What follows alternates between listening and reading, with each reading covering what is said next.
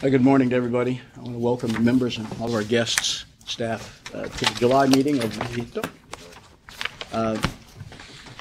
It's a beautiful day outside. For those of us on this side of the table, it's just magnificent. I do, but I'm sure that John Johnson is organized around my position at this table because I face that column and cannot see the view.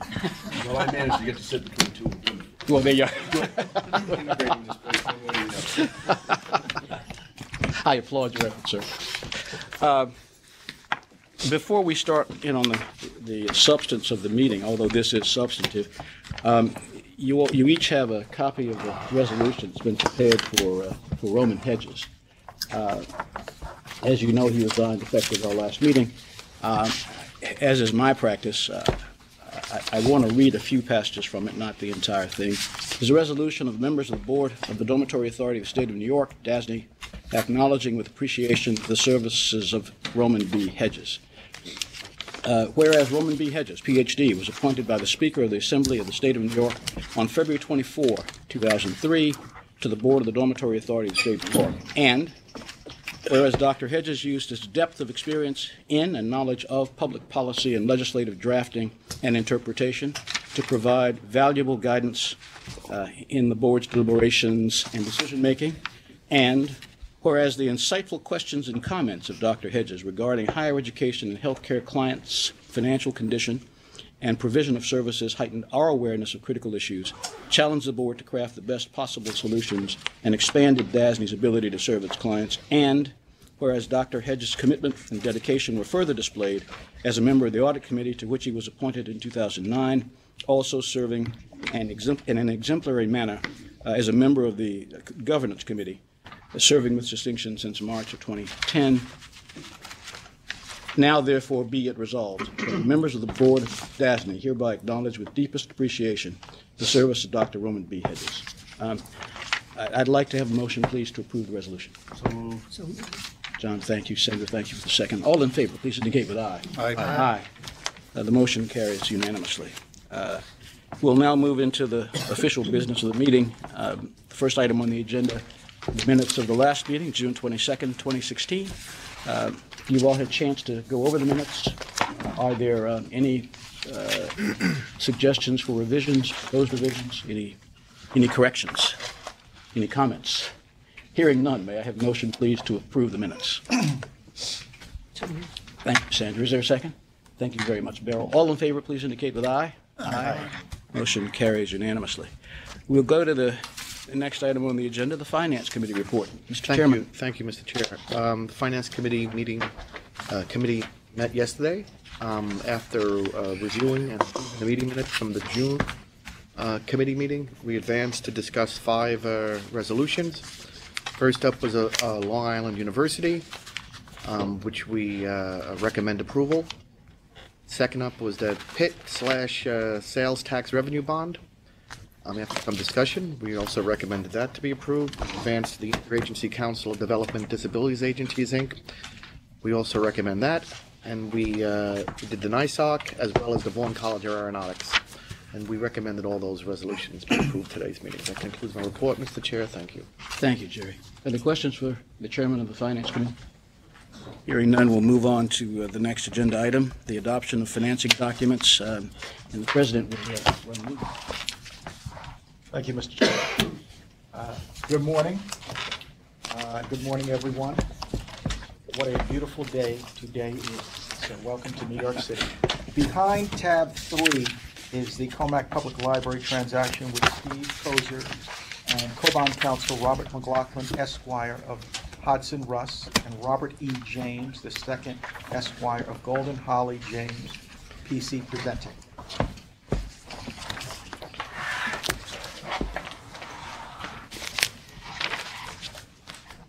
Good morning, Steve.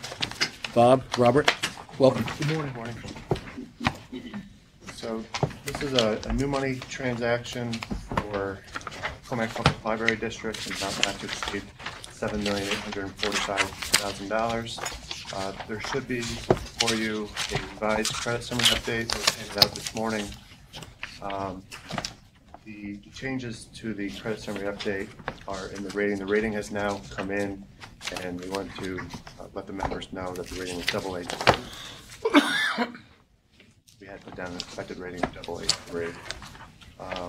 Other recent information, the tax pledge and collection agreement that outlines the parameters of the lockbox was approved or authorized for execution by the Town of Huntington Board on June 7th and the Comac Union Free School District Board on June 9th.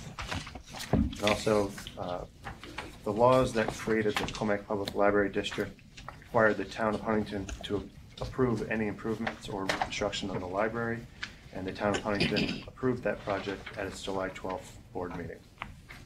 If there's any questions, happy to take them, or turn over to Bob and Robert.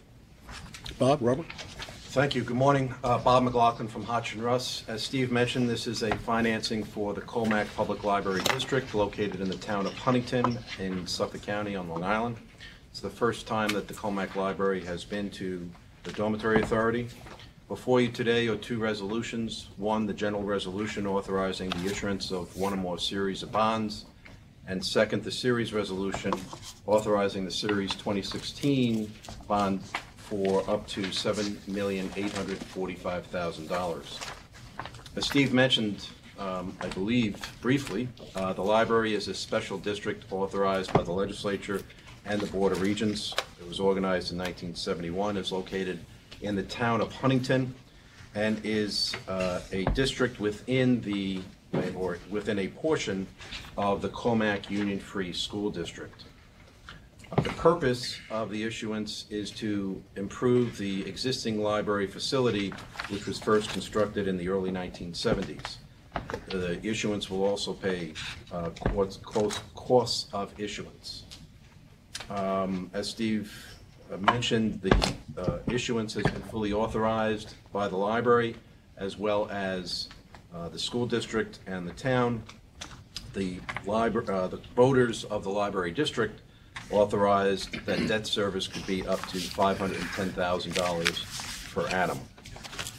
The general resolution before you was a new resolution constituting the agreement of the authority with its bondholders. Presents the conditions of the issuance. We're happy to discuss any provisions of the general resolution. The bonds issued under the general resolution will be special obligations of the authority payable only from the revenues that are generated from the pledge revenues of the library that Robert will discuss under the loan agreement. Finally, the general resolution authorizes from time to time a series of bonds that can be issued, each one independent and having its own payment stream. The Series 2016 resolution authorizes up to $7,845,000 of bonds. The true interest cost cannot exceed 7.5%. The issuance will be not more than 30 years.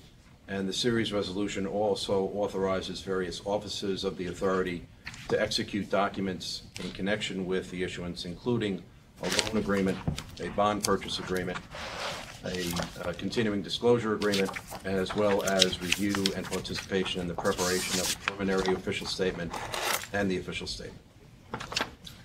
Good morning. The loan agreement between the institution and the authority obligates the institution to make payments to the trustee in amounts sufficient to pay the principal, sinking fund installments, and the interest on all of the 2016 bonds as such payments become due. As Bob alluded to, the institution's obligations under this loan agreement are general obligations, and they're payable from the institution's general funds or other money payable to the institution. The tax referendum passed by the voters in the library district authorized a recurring annual tax levy in an amount sufficient to repay the institution's obligations under that agreement. To secure the obligations under the loan agreement, the institution is granting to the authority a security interest in the pledged revenues, and those pledged revenues include all public funds available to the institution. As you know, the Dormitory Authority Act authorizes and directs that all state and local officers must pay any such public funds to the authority or to the trustee upon direction of the authority, pursuant to a certificate filed with such state or local officer by the authority. To provide for timely payment of the principal sinking fund installments and interest. The institution, the school district, the town, the trustee, and the authority will enter into a collection agreement as we described in our letter to you. The loan agreement also permits the institution, with the consent of the authority, to incur additional long-term indebtedness secured by a parity lien on certain pledged revenues, but not the public funds attributable to the tax referendum. If there are any questions, we're happy to discuss. Steve, you probably said this and I missed it. Did the Huntington Town Board take action? Yes, they approved the project. It's July 12th actually, board meeting. it's, There's a revision. there's a Yeah, that's- revised summary. They just gave it out there. this morning. Never mind. And Bob, you said that there's a debt service reserve fund authorized, but there's not going to be one, is that? That's correct. Did I hear you? Yes. Okay, correctly. Thank you. Are there any other questions? Hearing none, may I have a motion, please, to approve the transaction? Gerard, thank you. Earl, thank you for the second. All in favor, please indicate with aye. Aye. Motion carries unanimously. Thank you all very much. Thank you. Thank you. Behind tab 4 is the New York Institute of Technology transaction with Portia Lee and co-bond counsel Virginia Wong, Esquire of Nixon Peabody, LLP, and Vivian Drohan, Esquire of Drohan Lee, LLP, presenting.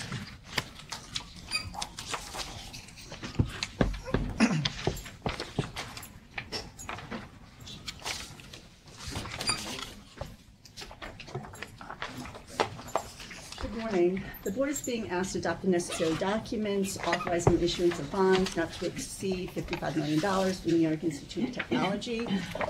As you'll recall, Dave Ostrander presented the resolution to proceed at last month's meeting. The only recent information update is that we expect that the Institute's main campus in Old Westbury will be mortgaged in connection with the issuance of the 2016 bonds. I'm going to turn it over now to Virginia. Good morning. Good morning. Before you today for your adoption is the New York Institute of Technology Revenue Bond Resolution and a series resolution authorizing the issuance of up to $55 million of bonds. The authorized bonds are to be issued to refund all or a portion of bonds issued in 2000 for the benefit of New York Institute of Technology by the Nassau County Industrial Development Agency and the Suffolk County Industrial Development Agency. The 2000 bonds were issued to finance or refinance the cost of the construction, furnishing, and equipping of various facilities on the Institute's Old Westbury campus in Old Westbury, New York, and the Institute's Central Islip campus in Central Islip, New York. The bonds authorized to be issued pursuant to the series resolution may be issued as fixed or variable rate federal taxable bonds. The Institute has requested that bonds be issued as federally taxable in order to avoid the federal tax law restrictions on private use of the facilities financed with the 2000 bonds. It is currently expected that the bonds will be issued in a principal amount of approximately $55 million for the purpose of refunding the 2000 bonds. They are expected to be sold in a negotiated sale to Morgan Stanley and Company as the representative of a syndicate of underwriters of the bonds. The series resolution delegates to various officers of the authority the power, among others, to determine with respect to the bonds, first, the principal amount of bonds to be issued, subject to the $55 million limitation. Two, the dates or dates on which such bonds will mature, provided no bond will mature after March 1st, 2026, the latest day on which any of the refunded 2000 bonds mature. Third, the rate or rates at which the bonds will bear interest, provided that the true interest cost does not exceed 7.5%. Fourth, the purchase price to be paid for the bonds, provided that the price is not less than 95% of the principal amount. The redemption, next, the redemption dates and prices, provided that the redemption price may not exceed 103% of the principal amount of the bonds to be redeemed. And last, whether any of the bonds will be subject to purchase in lieu of redemption and the terms on which they may be purchased. The series resolution also authorizes various officers of the authority to prepare, execute, deliver a preliminary and final official statement, execute a bond purchase agreement, execute an agreement to provide continuing disclosure, and execute all other documents to do all things necessary or convenient in connection with the sale and issuance of the applicable bonds. The Series 2016 bonds will be the first series of bonds issued under the general resolution. The general resolution constitutes the agreement between the authority and the holders of the bonds and contains the terms of that agreement. Each series of bonds issued pursuant to the general resolution will be special obligations of the authority secured by the funds and accounts to be established pursuant to the series resolution authorizing their issuance. In addition, the Institute's obligations under each loan agreement will be secured by mortgages and other security interests as may be required in connection with such series. It's anticipated that the 2016 bonds, the loan agreement for the 2016 bonds, will be secured by a pledge of the gross unrestricted revenues of the Institute, less certain scholarship revenue, fellowship revenue, and revenue associated with their medical clinic. The bonds will also be secured by a mortgage, as Portia said, on the old Westbury campus in Nassau County. The security package is consistent with the authority's current financing guidelines for independent institutions. In connection with the bonds, the authority and the Institute will execute a loan agreement which will require the Institute to make payments in amounts and at times sufficient to pay the principal, interest, and sinking funds on the outstanding bonds issued under the general resolution. The loan agreement and the obligations of the Institute under it are general obligations of the Institute. The Institute's obligations, again, will be secured by the security interest in the pledged revenues and by the mortgage. The loan agreement will contain certain financial covenants that are consistent with the authority's guidelines. The bonds are proposed to be sold in a negotiated sale to Morgan Stanley. The sale will be effectuated through the execution of a bond purchase agreement, and that bond purchase agreement contains terms and conditions that are customary in connection with the sale of the authority's bonds. In order to enable the underwriters to purchase and offer the bonds, the authority and the Institute will enter into an agreement to provide continuing disclosure at the time of issuance of bonds, again, which will be consistent with the with documents entered into for the sale of the authority's bond. We are happy to answer any questions that you have at this time. Are there questions for Vivian or Virginia? Hearing none. May I have a motion, please, to approve the transaction? Gerard, thank you. Sandra, thank you for the second. All in favor, please indicate with aye. Aye. The motion carries unanimously. Thank you both very much. Behind tab 5 is the Providence Rest transaction with Portia Lee and co-bond counsel Hal Patrick Esquire of Harris Beach PLLC and Gabriel Marouse Esquire of the Marouse Law Group PC presenting. Gentlemen, welcome. Thank you, Mr. Chairman. I'm Hal Patrick from Harris Beach. I'm joined by my co-counsel Gabriel Marouse, and we're here on behalf of the financing for Providence Rest. We're going to ask for your approval today with a general resolution and a series resolution authorizing the issuance of bonds in a principal amount not to exceed $27 million. Providence Rest is a 501c3 New York not-for-profit corporation that operates facilities in New York, and it's expected that the bonds will be privately placed with Sterling National Bank as a bank purchaser. The bonds are expected to be issued as a single series of tax-exempt bonds at a fixed rate for a 15-year period agreed to by the bank purchaser, as is going to be described more completely below.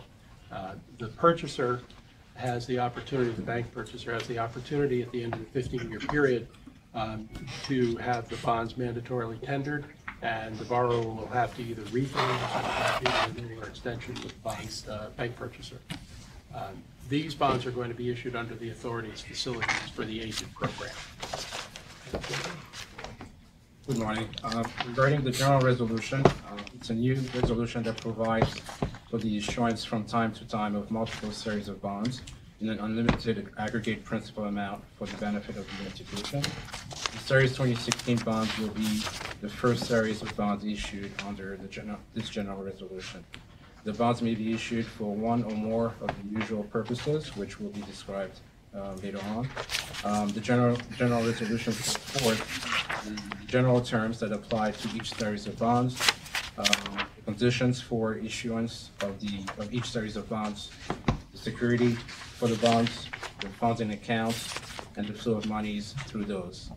The events and defaults and remedies, provisions regarding amendments of the general resolution, the provisions regarding the trustees' fiduciary obligations, covenants of the authorities, and the defeasance provisions. The bonds must be in fully registered form and be issued in book entry form. The bonds of each series are special obligations of the authority payable solely out of revenue pledge and monies and investment held in funds and accounts established by the resolutions. Also, the general resolution authorizes the authority to establish and fund a debt service reserve fund in a series resolution that will secure payment of the debt service on only that series of bonds. The general resolution also contains provisions concerning the rights of the providers of surety bonds or other financial guarantees to fund a debt service reserve fund. Note that the Series 2016 bonds resolution, the Series 2016 resolution does not establish the debt service reserve fund for the Series 2016 bonds. The Bank of New York Mellon will be the trustee for the Series 2016 bonds. As for the Series 2016 resolution, it authorizes the issuance of up to $27 million aggregate principal amount of Series 2016 bonds. The bonds will be secured by the funds and accounts established pursuant to the series resolution, by the revenues, by the authority's security interest in the pledged revenues under the loan agreements, and the authority's right under the mortgage from the institution to the authority. When issued, the Series 2016 bonds are expected to bear interest at fixed interest rate. Principal and interest payment on the Series 2016 bonds will be payable monthly. There are no financial statements or private placement memorandum or offering circular or other disclosure documents will be prepared by the authority or the institution in connection with the Series 2016 bonds. The series resolution contains restrictions on the ownership and transfer of the bonds. Specifically, ownership of the bonds will be restricted to qualified institutional buyers only.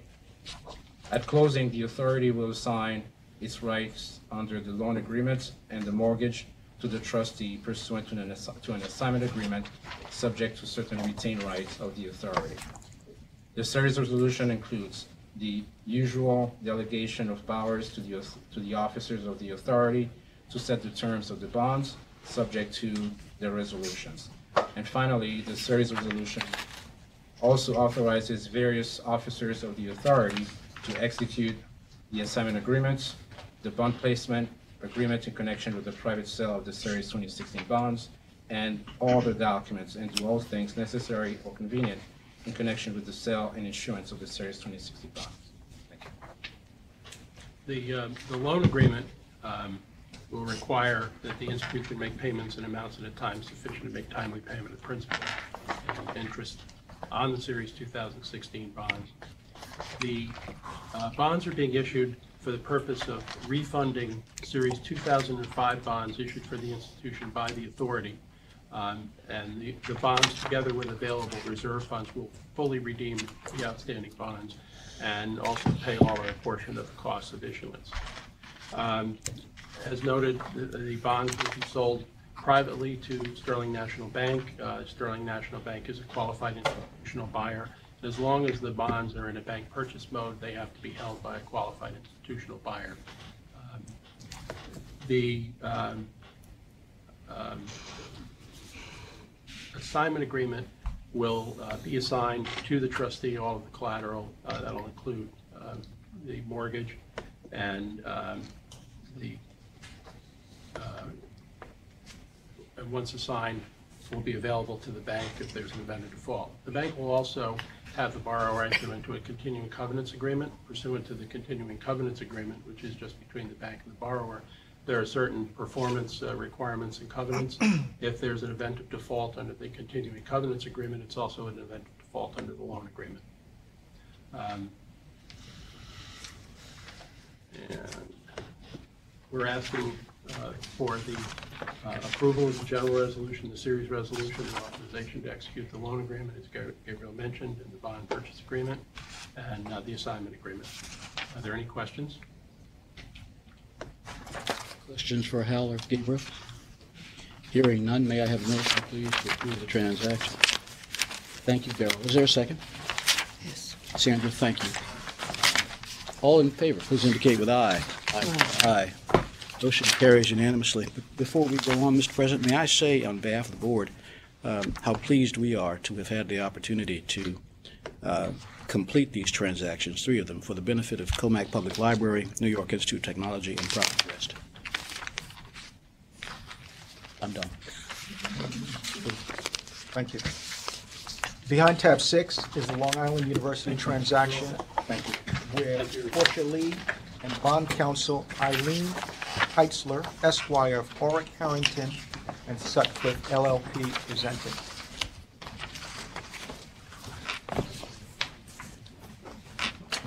Good morning.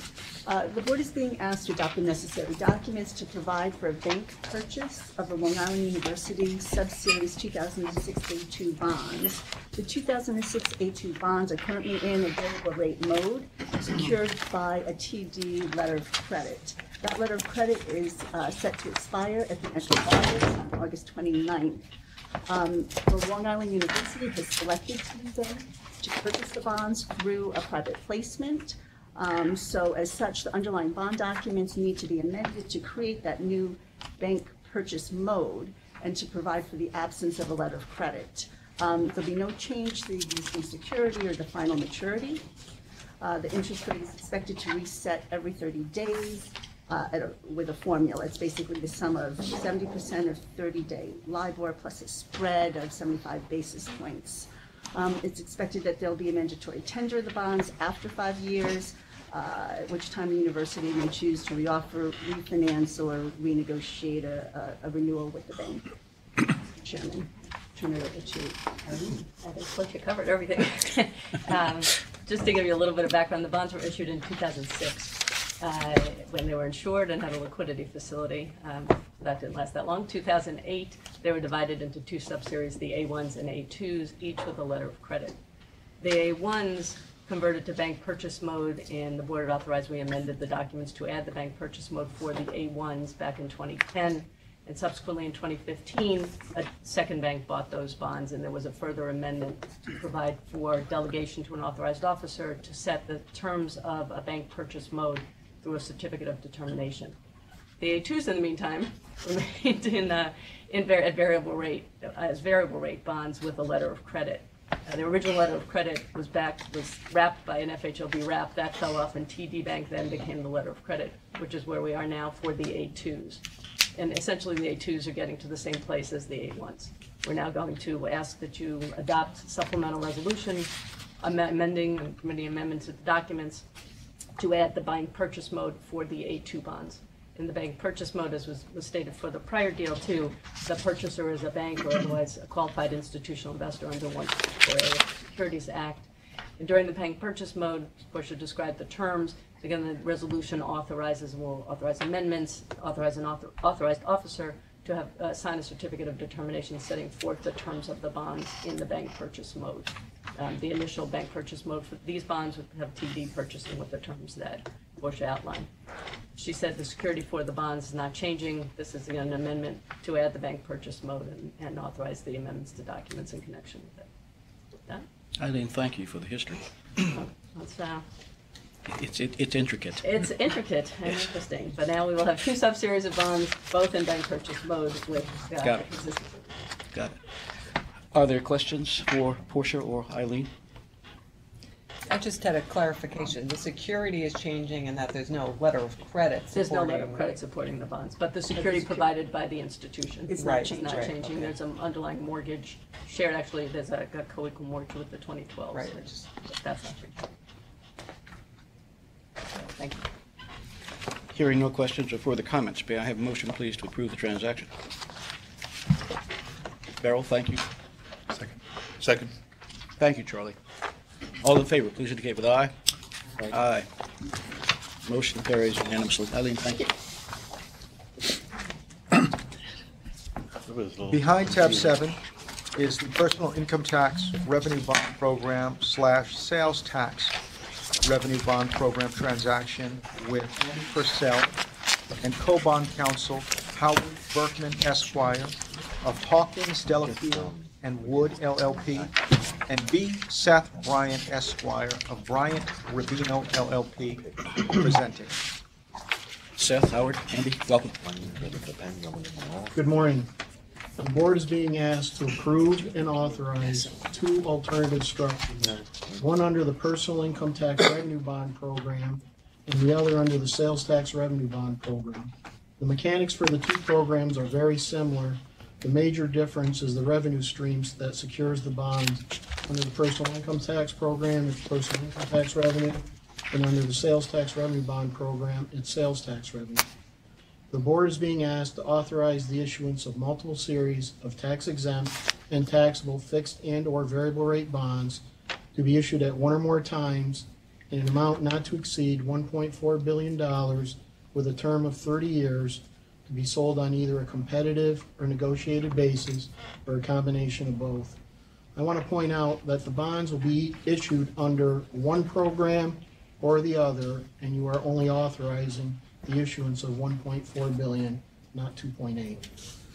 The bonds are being issued to fund a variety of capital projects under various programs, including the State University of New York educational facilities, the Consolidated Local Street and Highway Improvement Program, the Dedicated Highway and Bridge Trust Fund, other transportation initiatives, library facility grants, and funding for expanding our children's education and learning Excel Capital Program. If the bonds are issued under the personal income tax revenue bond program, the bonds will be secured by semi-annual payments made pursuant to a financing agreement between the authority and the state, and those bonds are also secured by the set-aside of 25% of personal income tax revenues collected pursuant to statute and deposited in the Revenue Bond Tax Fund. Current debt service coverage on all outstanding PIT debt across all issuers is 3.9 times. Otherwise, the bonds will be issued under the state sales tax revenue bond program. Those bonds will be secured by semi-annual payments made pursuant to a financing agreement between the authority and the state, and those bonds will be secured by a set-aside of 1 cent, or approximately 25% of the state's 4% sales tax collected pursuant to statute and deposited in the sales tax revenue bond fund. Current debt service coverage on all sales tax debt across all issuers is 5.8 times. Both programs are expected to be rated AA1, AAA, AA+. Mr. Chair. Thank you, Andy. Seth, Howard? Good morning. As usual, Andy covered most of the high points, so I'll just reiterate a couple and add a little color to that. There are two supplemental resolutions before you. Each is authorized in an amount not to exceed $1.4 billion.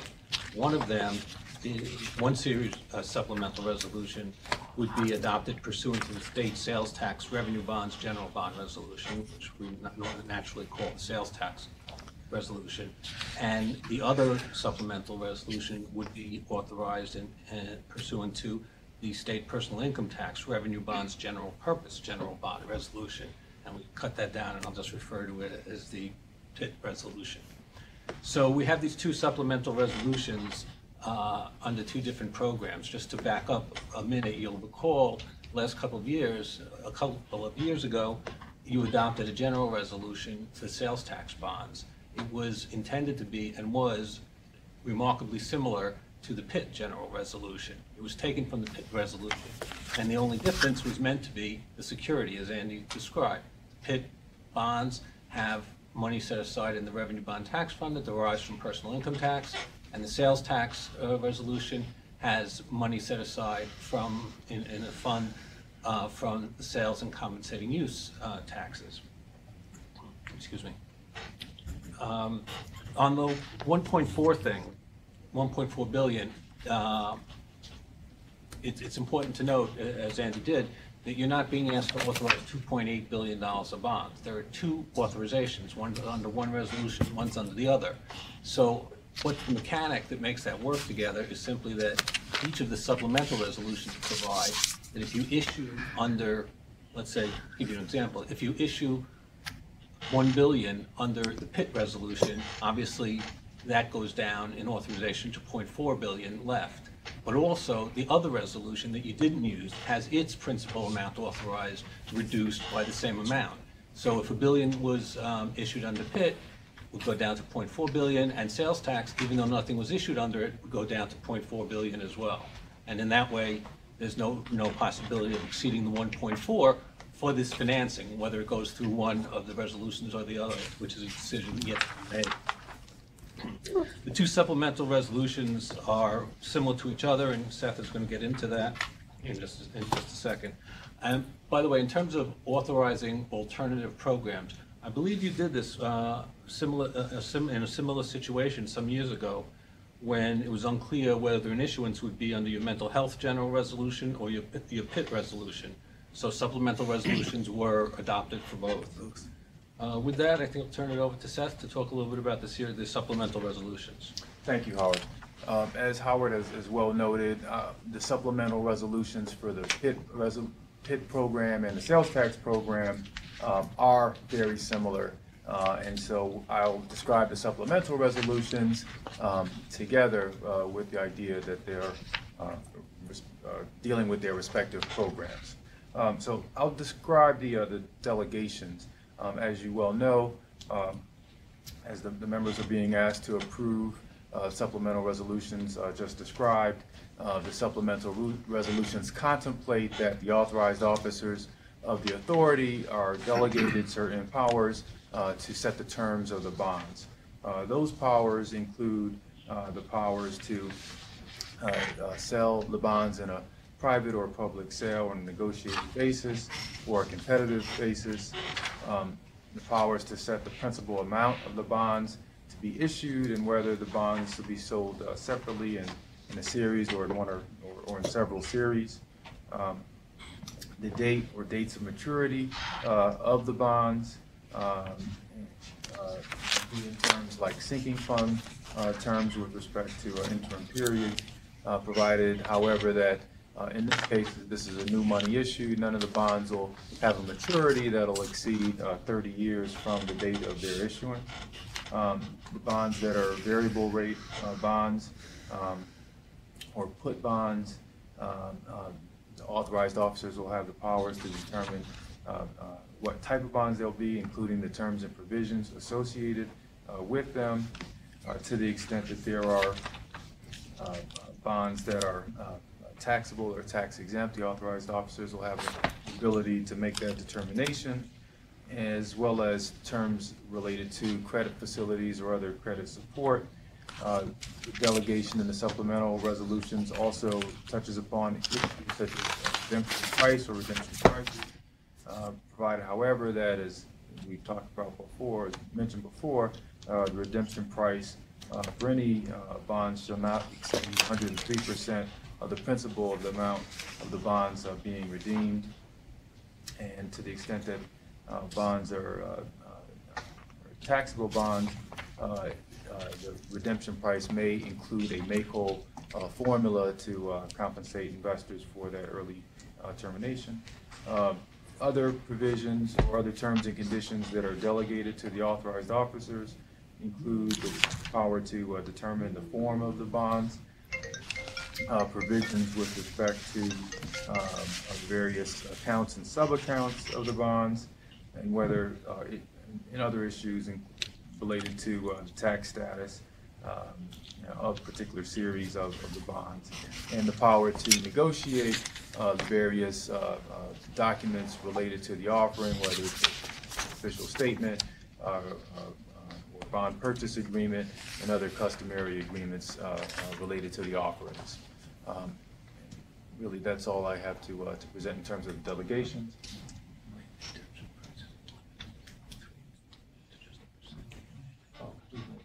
I just want to make one clarification. Whereas you typically would have the redemption price not to exceed 103%, the way the resolution is drafted and the way many of your more modern resolutions are drafted, it just says that the redemption price can be a percentage of the principal amount. or the make whole provision. So the 103 has, for this program, has gone by the wayside. Thank you, Howard. Are there questions? Yes, Sandra. What will drive the decision for the program under which the bonds will be issued? It's really gonna be which program the state thinks they can get the best cost of capital at the time we issue. Their calendars, the state's debt calendar's starting to back up a little bit, and there's gonna be a lot of transactions that are going on starting in September, and they just want the flexibility that at the time they go to market for these bonds, that they can pick the program that's gonna deliver the best results. When was the sales tax program enabling act passed? 2013. And what's been issued under it? Has it been issuances? Yeah, we've issued 3 series of bonds under that. 13, 14, 4 series of bonds, I believe. We did 2 in 15, 1 in 14, and 1 in 13. And I think we've been the only issuer to issue sales tax at this point, although ESDC and Thruway are also authorized. Who was the other one? Was that Thruway. Thruway. Thank you. Just one question, probably a silly question, but does personal income tax mean just personal income taxes, or does it include business taxes? Personal income Just tax. personal income, that's not a broader. No. That's a good question. I hadn't thought of it. Thank you. Just all of a sudden. Yeah, no, I hear you. Are there other questions? Hearing none, then may I have a motion, please, to approve the transaction? So moved. Sandra, thank you. Is there a second? John, thank you very much. All in favor, please indicate with aye. Aye. Motion carried unanimously. Gentlemen, thank you. Thank you.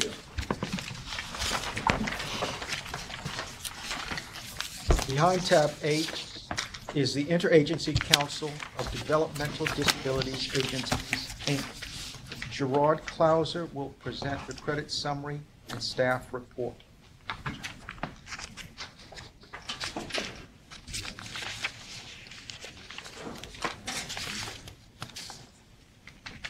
Gerard? Thank you. Good morning, Chairman. The staff report provided to the members is seeking authorization for a resolution to proceed for the Interagency Council of Developmental Disabilities. This is a pooled financing for 7 members of the Interagency Council of Developmental Disabilities, Incorporated. The proposed bond issue will be for a term not to exceed 26 years and will be in the amount not to exceed $38 million. Fixed and or variable rate bonds in one or more series at one or more times through a negotiated and or private placement. Bond proceeds will be used to refinance existing bank loans and reimburse certain institutions for their cash expenditures. These refinancings and cash expenditures were used to renovate or acquire certain properties that are used to provide services for the developmentally disabled. Security features will include a pledge of all OPWDD and OMH revenues attributable to each finance project, a standby intercept of those OPWDD and OMH revenues attributable to each finance project, a debt service reserve fund, and mortgages on real property acceptable to DASNY where available. PPAs or prior property approvals have been received for 15 of the 18 projects. Prior to initiating the development of the project to serve individuals with developmental disabilities, a not-for-profit provider is required by regulation to complete a Certificate of Need, or CON. The CON is reviewed by OPWDD for compliance and need, and ultimately these projects are supported through contract and reimbursement arrangements with OPWDD. The state commits to support the development and operation of the project if it is completed in conformance with a PPA, subject to annual appropriation of sufficient monies by the state legislature. 3 of the 18 projects have PPAs that are pending approval. The POS will not be released until all approvals are secured. There is a significant OMH-funded project component for one participant. The OMH funding can be intercepted by statute.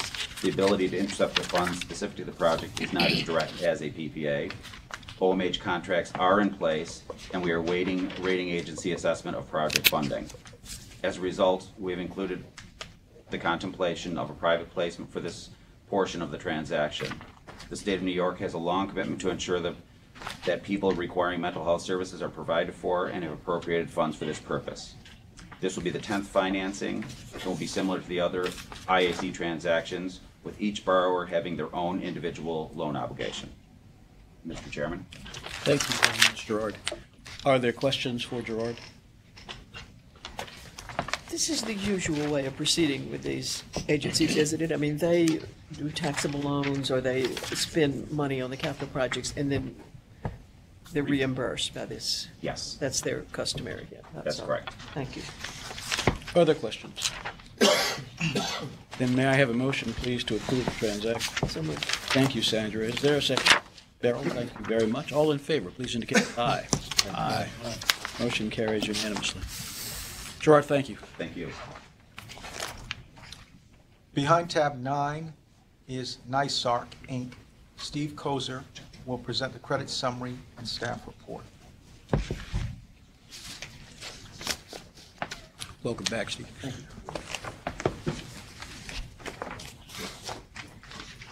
The staff report presents a 25-year fixed-rate, tax-exempt and/or taxable bond issue in an amount not to exceed $45 million on behalf of NYSARC, Inc.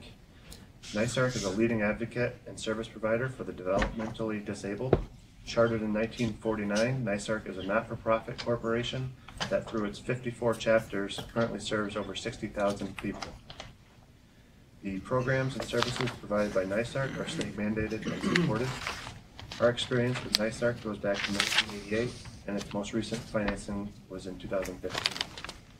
NYSARC has always paid its debt service on time and in full, and as of June 30th, had nearly $120 million in DASNY bonds outstanding. The projects included in this financing are expected to be approximately 14 new money projects, including individualized residential alternatives and day habilitation facilities for approximately 4 participating chapters for a total cost of approximately $1.5 million, and the refinancing of taxable indebtedness for approximately 15 projects for approximately 6 participating chapters and a total project cost of $5.5 million. There will also be the refunding of 3 series of DASNY bonds totaling approximately $38 million. The bonds being refunded include NYSARC Inc. Revenue Bonds Series 2007A, Series 2007B, and Series 2009A. Net present value savings are estimated to be approximately $3.6 million, or 10.5% of the bonds being refunded. The expected rating is AA2. Security will include a pledge and assignment of certain public funds allocable to participating NYSARC chapters, the statutory authority to intercept this aid in the event NYSARC defaults in the payment of debt service under the loan agreement or fails to replenish the debt service reserve fund after withdrawal, mortgages on certain real property as required by DASNY, and a debt service reserve fund. Mr. Chairman. Thank you, Steve. Questions for Steve? Then may I have a motion, please, to approve it? Beryl, thank you. Is there a second? Charlie, thank you. All in favor, please indicate with aye. Aye. Passes unanimously. Thanks, Steve. Behind tab 10 is Vaughn College of Aeronautics and Technology. Andy Purcell will present the credit summary and staff report.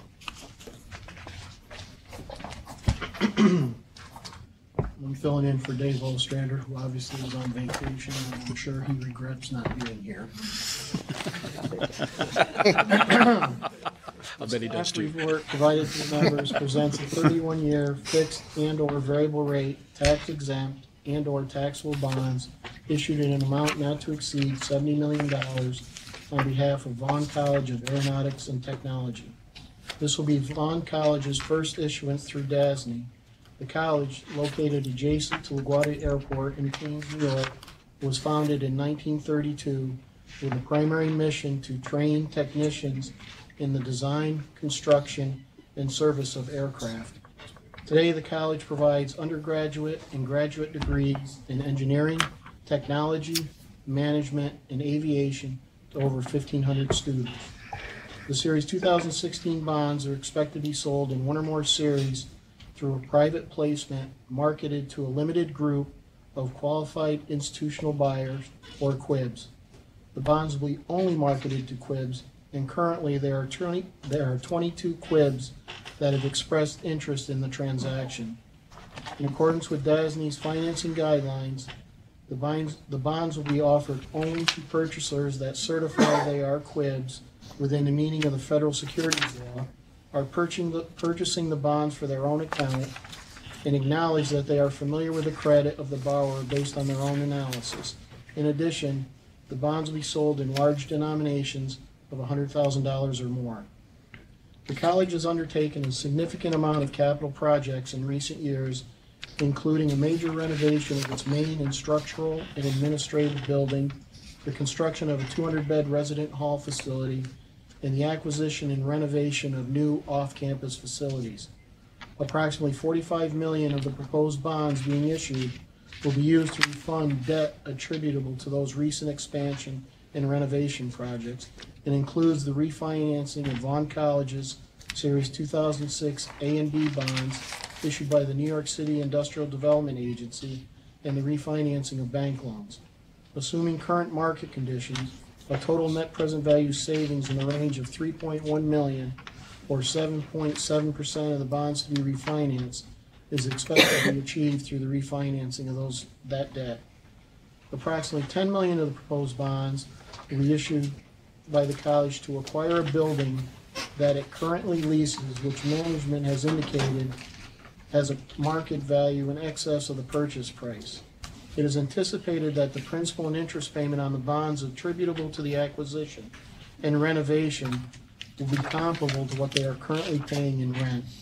And finally, the proposed bonds be used to finance the renovation of the college's cafeteria on its main campus.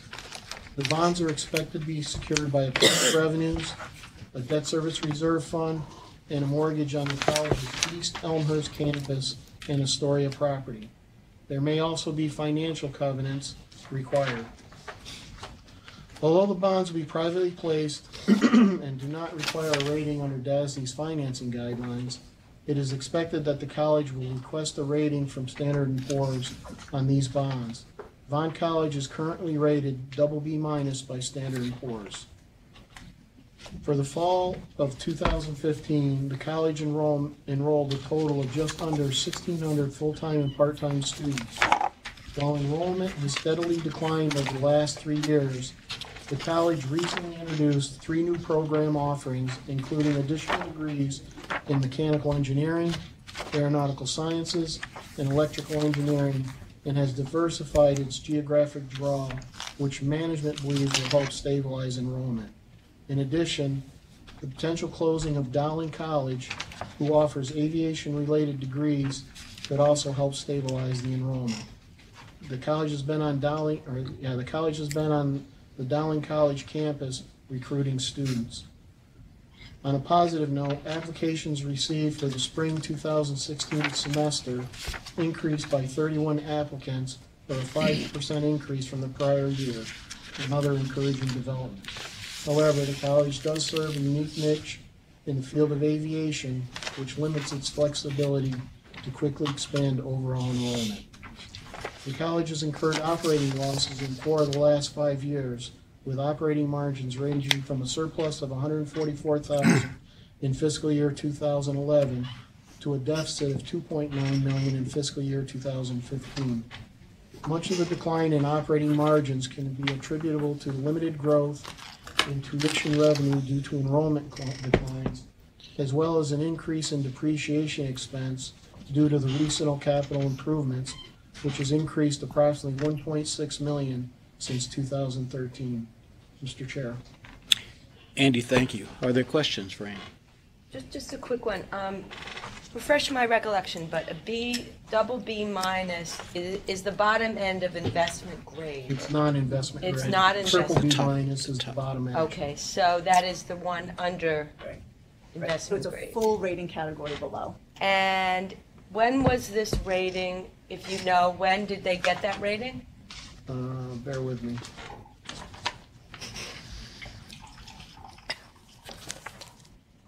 January 21st, 2016.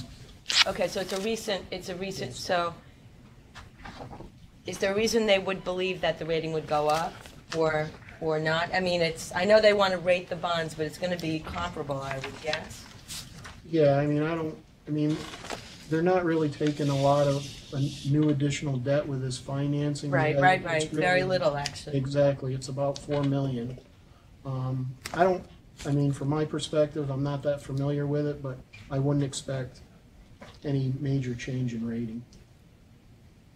Yeah, and it's not that we're taking the rating agency as all-knowing, but just, it is a frame of reference.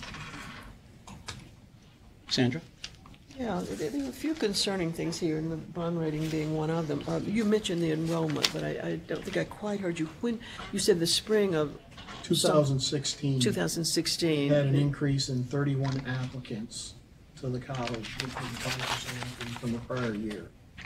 So management is taking steps to address the enrollment declines with the addition of the 3 new programs. The fact that Dowling College is a potential closure and that they have an aviation program, that's a positive step. And then with the construction of the student housing facility, they've expanded their market catchment area and reached out of the New York City, Long Island area. Okay, the information here is goes through 2015, but by now they should have more information about what's happening with enrollment, but.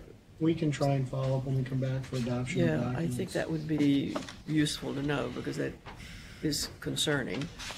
The other is the debt burden.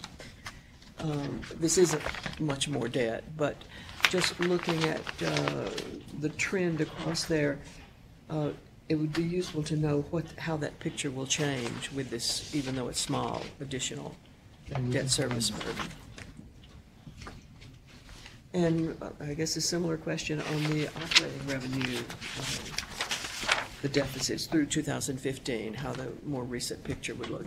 Anything along that line would be helpful. It's not big issues, but there's several troubling issues here. Yep. Are there other questions for Andy? Hearing none, may I have a motion, please, to approve the transaction? Gerard, thank you very much. Is there a second? Charlie, thank you very much. All in favor, please indicate with aye. Aye. Aye. None opposed, the motion carries unanimously. Thank you, Andy. Thank you. It's good to have the opportunity, in my view, to at least consider a client with this sort of specialty offering. It's great that staff was able to bring this in. Now we see where it goes. Yeah, I'd be curious, do you know where by LaGuardia Airport it is? It's right across the It's street. right across the street, right across the Grand Central Right across Parkway. the Grand Central. It's right near the Marriott Hotel. I don't know that, but you can see it. You can actually see it from the Grand Some of Central. the approaches, you fly right over it. Yeah, I'm familiar with it. Take a look. I didn't know what it was. But they don't, the way I read this, they do not provide any programs that are going to lead to solving the shortage of pilots. Well, I don't. I mean, there doesn't seem. It doesn't. There's no reference in here to that. They're not training pilots. All Right. mechanical maintenance, operational. Well, we asked finance about their placement ability when the students graduate. Where do they go? And apparently they had a very good placement ratio, regarding jobs in the area, including LaGuardia Airport. And we talked about the new extension of LaGuardia Airport, the need for the new Delta terminal there, and the need for additional. So we saw some of these concerns, Yeah. but thought on the balancing, we thought overall it was good. Well, it's an opportunity. Right. For us and for them. We'll move on to the next agenda item, which is the report of the Corporate Governance Committee. Mr. Johnson. The Governance Committee meets, Governance Committee met yesterday afternoon, and after review and adoption of the minutes of the previous meeting, we entered into a discussion of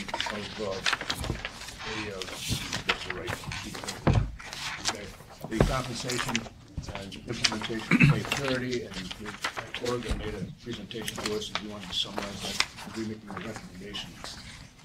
The resolution, yeah. I mean, it's a direct implementation of budget bulletin, I'm gonna get it 1133, which implements 2% pay merit, missed pay increases back several years ago. It's a 4-year program that was adopted by the legislature by the governor in 2015.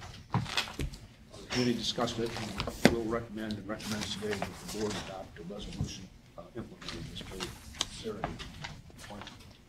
That resolution is found immediately behind the minutes, tab 11. Describes what is being proposed. If everybody has had a chance to review the resolution, then may I have a motion to approve it? Thank you, John. Thank you, Bill, for the second. All in favor, please indicate with aye. Aye. It passes unanimously.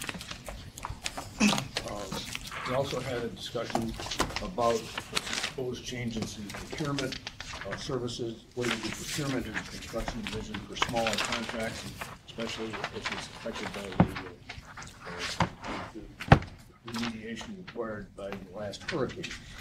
And the more information will be provided. The proposal was thoroughly discussed, and the staff will come back with more information and a proposed resolution for September meeting. Okay, thank you. Good deal. Are there any questions for the chairman of the Governance Committee? Hearing none, then we will go on to the next agenda item, which is the report of the president. Thank you, Mr. Chair. Good morning again. As I have at recent meetings, I will walk you through my updates and then those of each of our business units. Today, you will directly hear from Portia Lee, Steve Kuro, and Kim Nadell.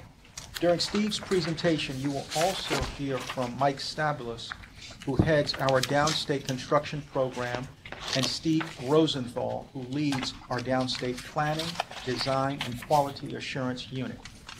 They will discuss the City University of New York and the work we do for it. This is part of our effort to expand opportunities for each of you to hear from different members of our team, particularly in construction and throughout the organization, about how we do business and what impacts we have as partners to many entities, and certainly in delivering services to the people of the state. So first, I will walk you through the 2016 annual report, a hard copy of which each of you should have been presented with today. We are very proud of this achievement. First and foremost, we pushed very hard to deliver this on time, fairly immediately after the fiscal year. But more importantly, we made an effort to reimagine the way we tell DASNY stories, but continuously provide the meaningful data that is important in terms of our day-to-day work in our construction, finance practices. So up front, we focus less on data and more on the accomplishments. So again, as we talk about DASNY, our story, it is important to highlight the narrative and the accomplishments that come out of the work that we do in each of the divisions. So from start to finish, the report tells DASNY's story through the lenses of our clients. We work very closely with each of our clients to develop these stories. They are presented in a magazine format to make them easy to read and understand. The report is built on 4 pillars of DASNY's achievement. The work that we have done in science, education, health, and resiliency. By presenting our successes thematically, we are bringing to life an entirely new way of understanding DASNY as a singular organization. We have merged our 2 lines of business, finance and construction. Again, we're focused on collaboration into one story that is reflective throughout all of DASNY.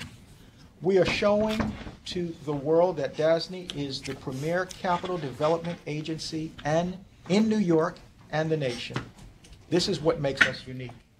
When finance and construction are merged, you can see DASNY playing a critical role in developing a rising scientific research corridor in the heart of New York City. You can see that we are strengthening educational institutions from kindergarten through the highest levels of academia so that they can better compete for the best and brightest students and teachers and be very inclusive in terms of who we educate and how we educate. When finance and construction are merged, you see DASNY playing a critical role in developing the rising scientific research corridor in the heart of New York City, with the Advanced Science Research Center of City College, Columbia University south of that, and at the tip of Lower Manhattan, NYU. That is a powerful narrative that we felt very important that we should highlight both from the construction side and the finance side. You can see that we are strengthening educational institutions from kindergarten through the highest levels of academia so they can better compete for students and teachers.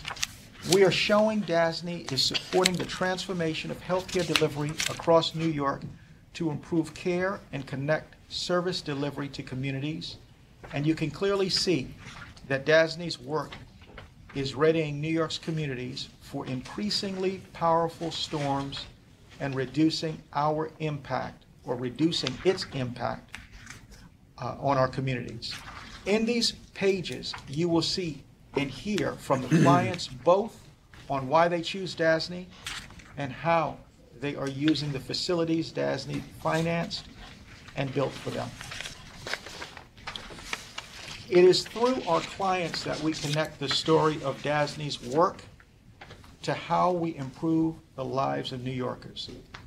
This report shows how DASNY is making New York competitive.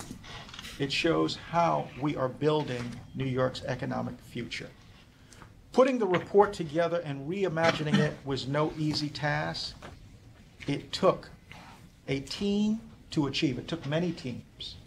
And we are very thankful. Freeman, please stand up.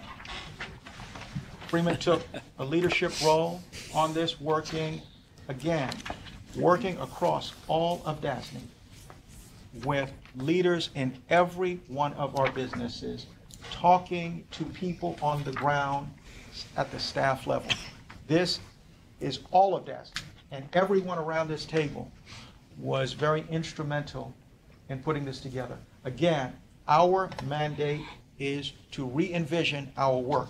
It's everything that you know about us, but it is in the concept of how do we do this construction and how do we do this finance, and really have it reflected in the experiences and the impacts of communities across this state.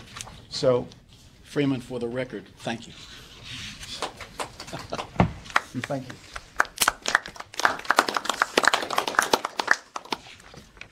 I can tell you, we've not seen an annual report that looks like this one. We are very proud of this work. It has taken a lot of staff time and a lot of creativity. So before I move on to the reports on our business divisions, are there any questions about the report and the approach that we took?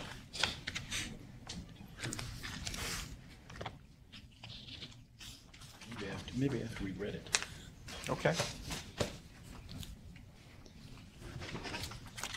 Let me highlight public finance and portfolio monitoring. Portia Lee and I recently met with representatives from Build America Mutual Assurance Company. They provided us with an overview of their bond insurance business model, which focuses only on U.S. municipal debt issued on behalf of governmental entities. They also provided us with information on their structure as a mutual company and their commitment to transparency. The meeting was part of our constant effort to keep close watch on developments in the bond market. While bond insurance has not been a big factor in the market since the financial crisis in 2008, we have used it in recent deals, including the school district pools and BOCES.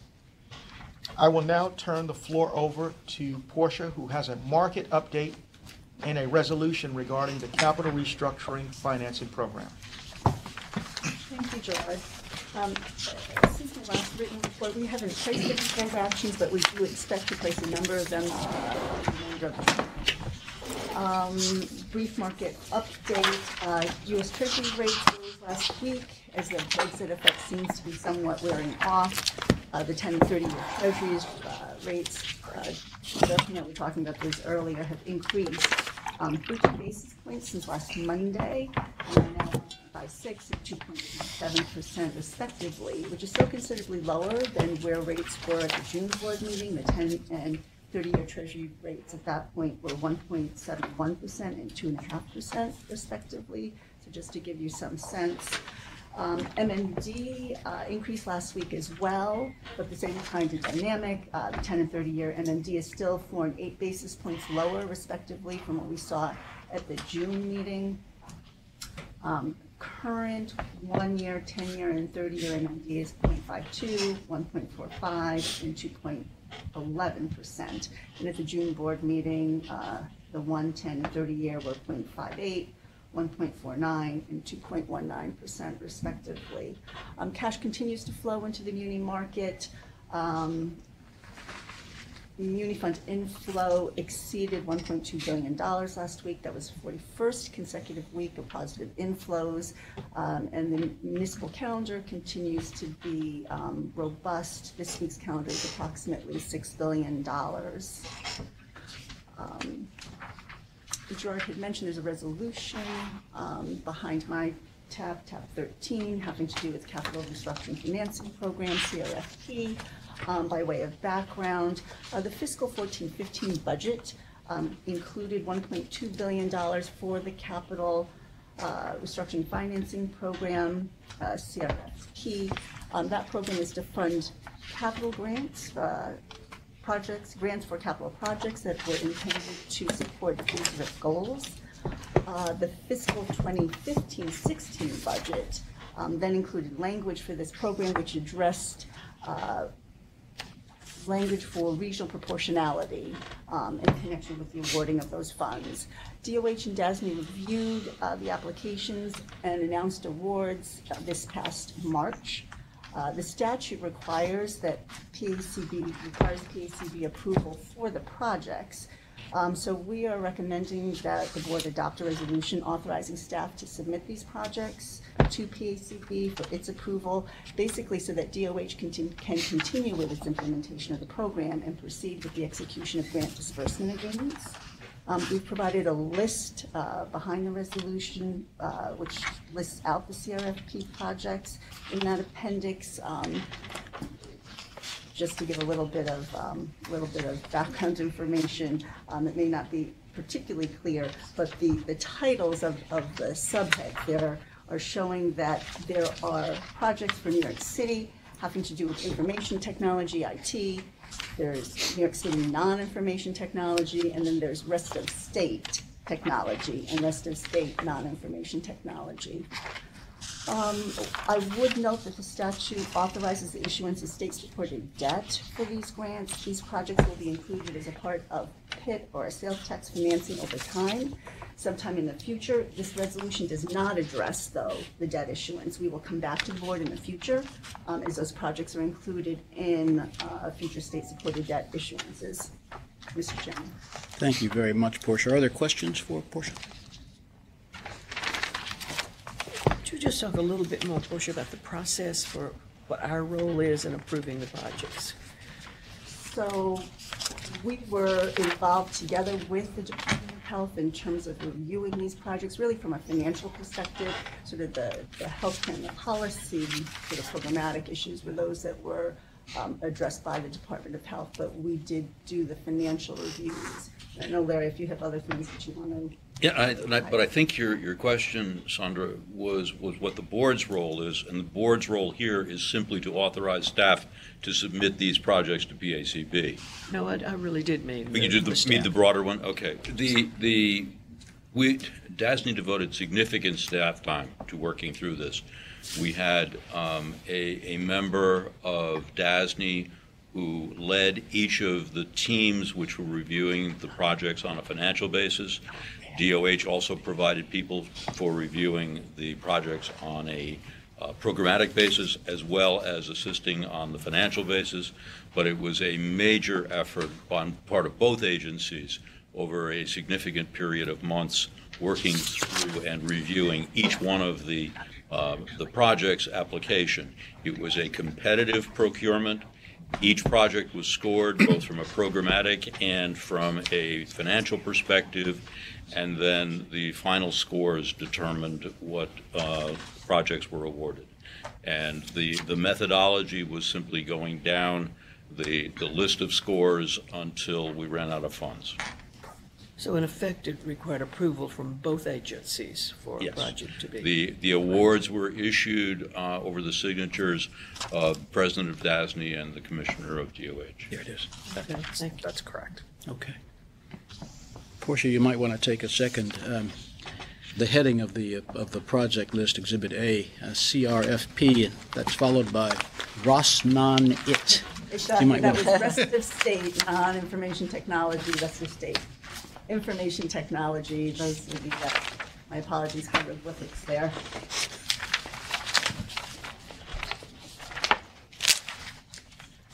You have the resolution before you. It's pretty straightforward. Assuming you've had a chance to take a look at it, are there any questions that are specific to the resolution itself? Sandra, I'll give you a second. Go ahead. You ready? Okay. May I have a motion, please, to approve the resolution? Thank you, Sandra. Is there a second? Charlie, thank you very much. All in favor, please indicate with aye. Aye. There are none opposed. The motion carries unanimously.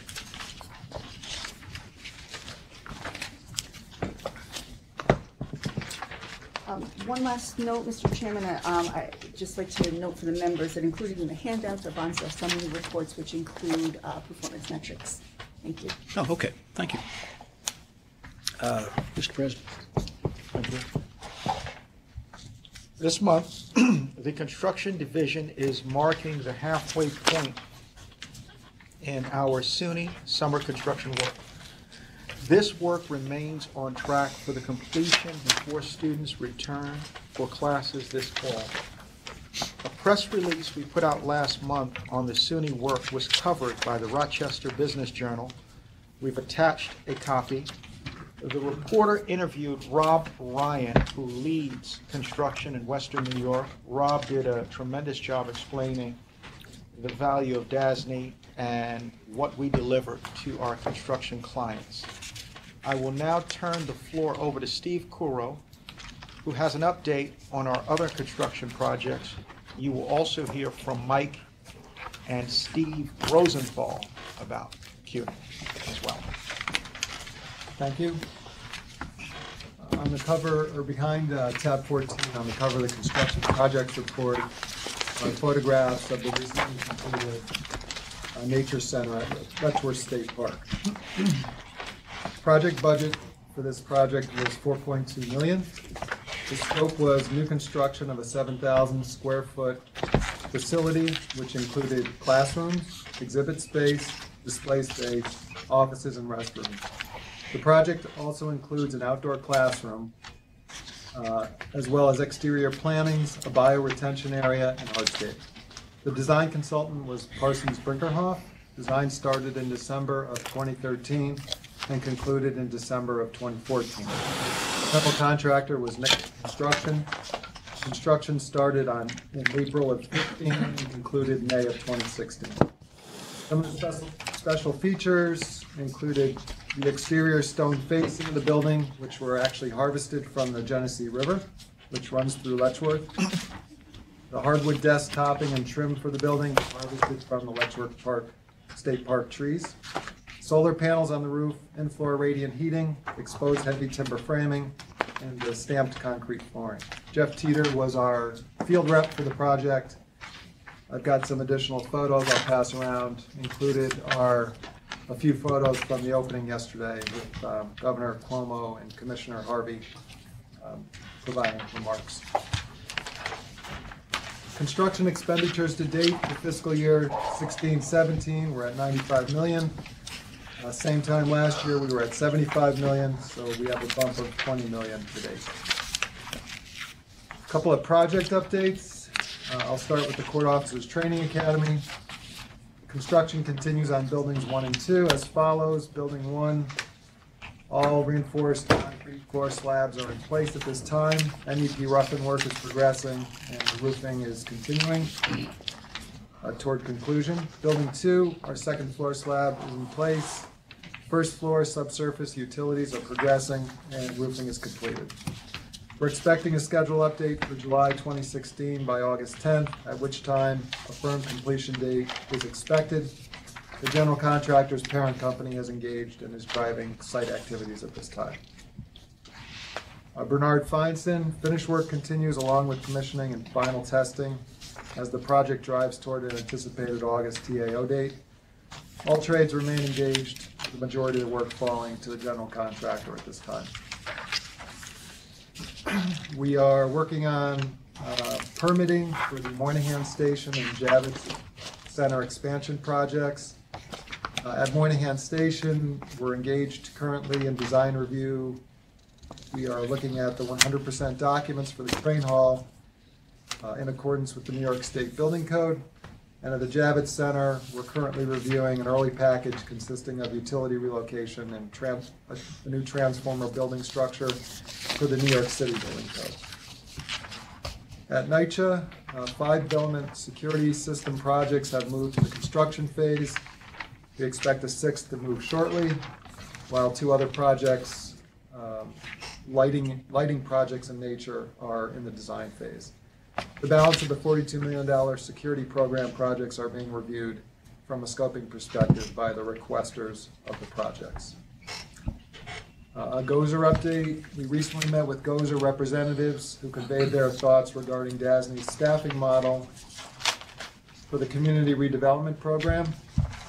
As a reminder, that program's 65 plus projects valued at over 150 million. They also communicated their desire for projects to move more quickly through the upfront pre-design and design phases and into construction. DASNY's responded with a proposed restructuring of the design phase resources assigned to the program, which we will discuss with GOZER at a follow-up meeting tomorrow. In addition, Sandy Dagler and I attended a groundbreaking event on Monday of this week in Amsterdam, New York, for the installation of 5 emergency generators at sites across the city. This is also a project that falls under the Community Redevelopment Program. At South Beach PC, work continues on the early site work utility relocation package at South Beach. LOIs were issued for 2 additional packages, the foundation and steel packages, leaving only the 5th package, which is the balance of the construction, to be awarded. And lastly, Gerard mentioned the SUNY summer work.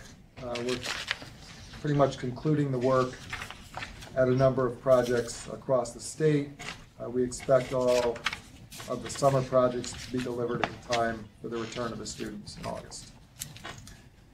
If there are no questions, we'll get the CUNY presentation started. Sandra. GOZER. What's LIRO? Lero?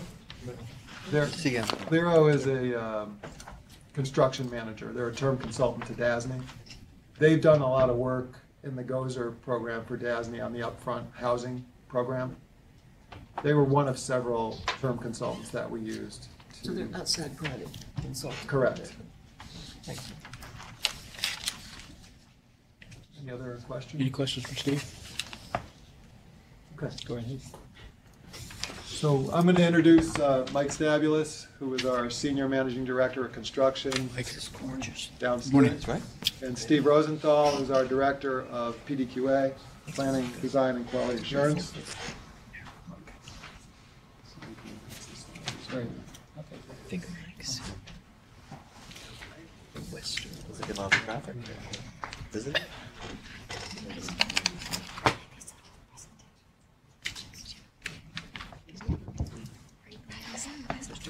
Everybody see that?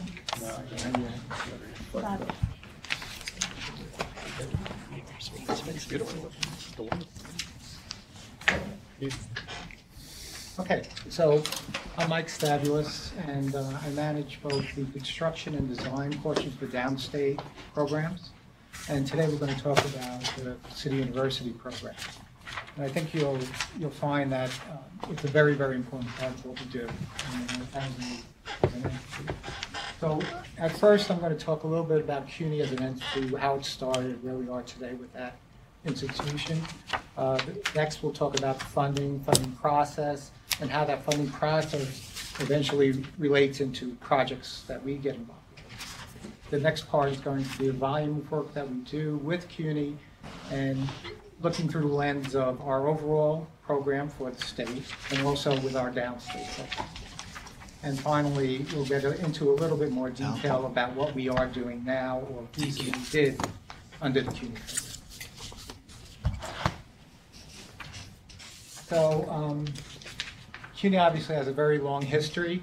Back in 1847, there was this guy called Townsend Harris. And so he came up with this idea that everybody should really have opportunity to get to higher education. And he kind of talked the city of New York into starting this institution, which they named the New York City Public Academy of Higher Learning. So it started off with like 150 people, and from like 1850 to 1900, it grew not only with people, but notoriety throughout this area, at least in New York City. And by 1900, they figured out, well, they had to move a few times to get into bigger spaces. And then in 1900, they decided we need to get a campus. So they decided to build a campus where our city college is now. And there's, I guess, 5 neoclassic, neo-Gothic buildings that are built at that campus that are presently National Historic Landmarks. And we did an awful lot of work on those over the last 20 years.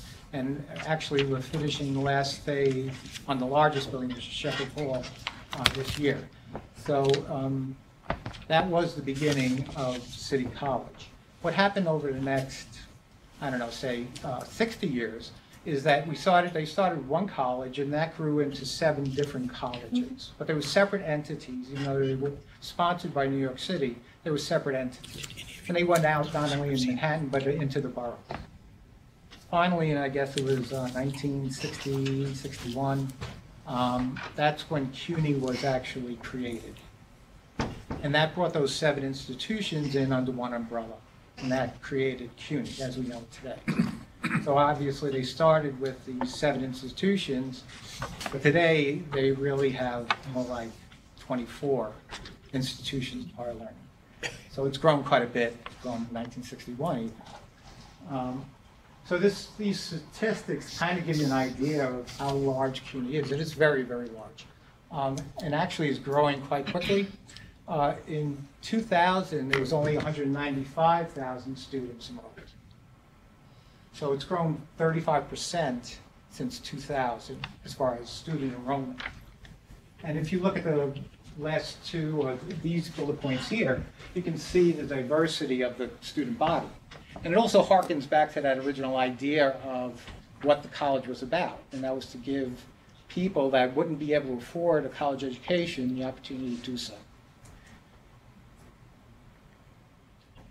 So here is the locations and a listing of all the CUNY institutions of higher learning. And probably 6 of those have been created in the last 20 years. So the Pauley Honors College, the CUNY Law School, the Graduate School of Journalism, Sophie Davis Biomedical Education, Professional Studies, and School of Public Health. The School of Public Health was originally under Hunter College, but now it's a separate entity, and it has a new home up in the Harlem. So it's a really big enterprise. So if you look at the infrastructure of CUNY, you've got 24 campuses, 300 buildings, 28 million square feet. And the age of those buildings go back from the original buildings that were built at City College. And they also have buildings that are as old at Bronx Community College, because Bronx Community College was the site of NYU's North Campus. And so around turn of the century, NYU built a campus in the Bronx. And McKee, Mead, and White were the architects for those initial buildings that were built, and they were built around the turn of the century also. Those are also on the National Historic listing. So this number of buildings drives CUNY's funding, especially most recently. The emphasis has been now on how do we keep this number of buildings in good operating condition, and also how do we upgrade that existing infrastructure to take advantage of what's going on now in technology and all that kind of thing. As far as the funding goes, the senior colleges are funded 100% from the state appropriations. On the community college side, you have 50% from the state and 50% from the city. So there has to be an agreement between the city and the state on funding for those appropriations, which sometimes cause a little bit of difficulty as far as timing and getting everybody on board with some ideas. But actually, it's been working a little bit better, which is unusual, now than it had been 10 years ago. So the first thing that happens is every fall, CUNY writes a 5-year capital plan. They submit that 5-year capital plan to the state and the city, and as part of the budget process, parts of that plan are approved. And always, the amount that's approved is nowhere near what's being asked. So, for instance, in the latest capital plan, CUNY had requested in fiscal year 16-17 about $1.5 billion for that fiscal year, and $266 million was approved. Quite a bit of difference between what's being asked and what's being approved. Once the budget's passed, and they know it's in the budget bill, then CUNY has to create a funding plan, which allows them to modify what's in the budget bill for approval, but last year they didn't do any modifications at all.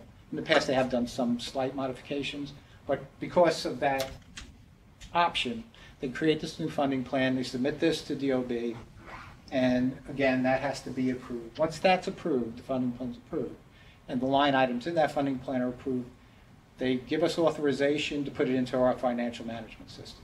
So we'll set up those funding sources, generally the funding sources as opposed to projects, into our financial management system, and from that are drawn the projects. You'll understand better once I get into the line items in the funding plan. It'll be clear what that really means. One thing I did want to point out, CUNY can do their own projects, manage their own projects totally, even though that funding may be held with us. There's a reimbursable kind of mechanism that's set up. Sometimes they manage the design portion of it and we manage the construction portion, but most of the time we manage both the design and construction portions of those projects. So this is the appropriations over the last few years. Now, from 11-12 through 16-17, I think without any exception, all of this money is being used for the existing buildings, not to build new buildings. Even though we've built quite a few new buildings since 2011 for CUNY, and we'll see some of those later on in the presentation, the money for those buildings were approved well before 11-12. And also, you can see that community colleges generally get less money than senior colleges. And I mean, to be real, the senior college infrastructure is much bigger than community college infrastructure. So this is a piece of the approved funding plan for this year. And this is the senior college part. And what CUNY does, which is kind of unusual, I think, is that they set up these CUNY-wide funding sources. And you see it's not specific projects, it's by type. This allows flexibility in CUNY's ability to prioritize their work. So they're not stuck to a project. If something comes up in health and safety, say part of a building starts falling off that they didn't know about, right? They need to address that kind of a situation. This allows for that kind of thing to happen.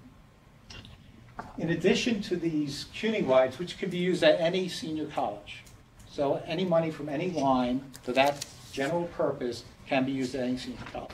In addition to that, they have for each college, Baruch, Hunter, etc., they'll have a separate line for what they term critical maintenance, which is basically addressing the infrastructure needs of that college. Now this is the plan for the community college, and this is really atypical. This is this year's. And why it's atypical is usually community colleges follow the same kind of a thing that the senior colleges did. You know, they'd have the CUNY-wides, and then they'd have for each college a line for critical maintenance. But this year's approved budget has specific projects for the different colleges. But they still have these CUNY-wide appropriations that could be used at any community college. Mike, why? Do you know why they changed the way that they? I guess the legislators decided that they wanted to be more specific about those allocations. Okay. You know, that's what I would guess. Okay. They didn't want to give them as much leadway with that. They Got it. I want my money used this way, kind of thing. Got it. Yeah. Thank you. Okay. Okay, so why is CUNY's relationship with DASNY different than some of our other clients? Well, first of all, the length of that relationship. So it's been more than 50 years that DASNY has been doing work with CUNY. The second thing is how we manage their funding, and it's not on a project basis, it's really on a program basis. So each year we're managing their program funding. Whether we're doing the work or they're doing the work, those allocations come to us. There are hard dollar appropriations that we don't see, but the bonded appropriations are through us. Because we have a lot of work with CUNY, and you'll see as a percentage of our total work, it's a huge percentage. And because of that, we have, at any one time, hundreds of projects that we're doing with CUNY. So because of that, at any particular college, we could be doing 10 projects at any one time, and it doesn't stop. So it's a rotation of new projects being brought in and old projects being completed. And we wind up having field offices at these sites for decades. So this kind of relationship, not only with CUNY's central staff, but also at the college level, is pretty unique. It isn't a project anymore. It's part of the infrastructure, you know? So I think that's very, very important. The other thing that's kind of different with CUNY is that if they have a big problem, so Superstorm Sandy happened, and Hunter College's Brookdale campus was inundated and closed. CUNY calls us to try to get it back online. And we mobilize our designers and our contractors to do that. It's very unique, I think, and they depend on us, and and in that case, we did very well and brought back those buildings far quicker than other people in that same neighborhood. So that kind of independence or interdependence and relationship, I think, is also very unique. More recently, when we manage CUNY's projects, we use certain software. And CUNY's so pleased with the way that we do that, they wanted to have more access to that software and also actually be able to take in that software to monitor their own projects, both hard dollar and any bond. So we're helping them with that. It's already started. It's in setup right now. They've done a couple of prototype projects and so on. This is to give you an idea of how CUNY and the impact of CUNY's projects on our overall workload. So this is at a state level. This isn't just down, this is at a state level. So if you look at it at a state level, as far as dollar value, CUNY program is 36% of our total statewide construction program. And it's 45% of our downstate construction program on dollar value. If you look at it from a number of project standpoint, again, it's a huge amount, not quite as much, and that's because CUNY projects tend to be larger on average in size or dollar value than other programs, and that's why you have that. But still, it's a substantial amount, especially on the downstate side. It's half of our projects, number of projects. So this talks about when we started working with CUNY. So in 1965, we had the authorization to work in senior colleges, and in 1974, on the community colleges. And over that very long period of time, we've done billions and billions of dollars worth of work. We built new campuses. Kingsborough Community College didn't exist before this, and we were involved with the construction of that. More recently, the College of Staten Island campus, the whole campus again, was constructed under our management. So a lot happened in that period of time. This is our current work activities. So we have 267 projects with 2.1 billion.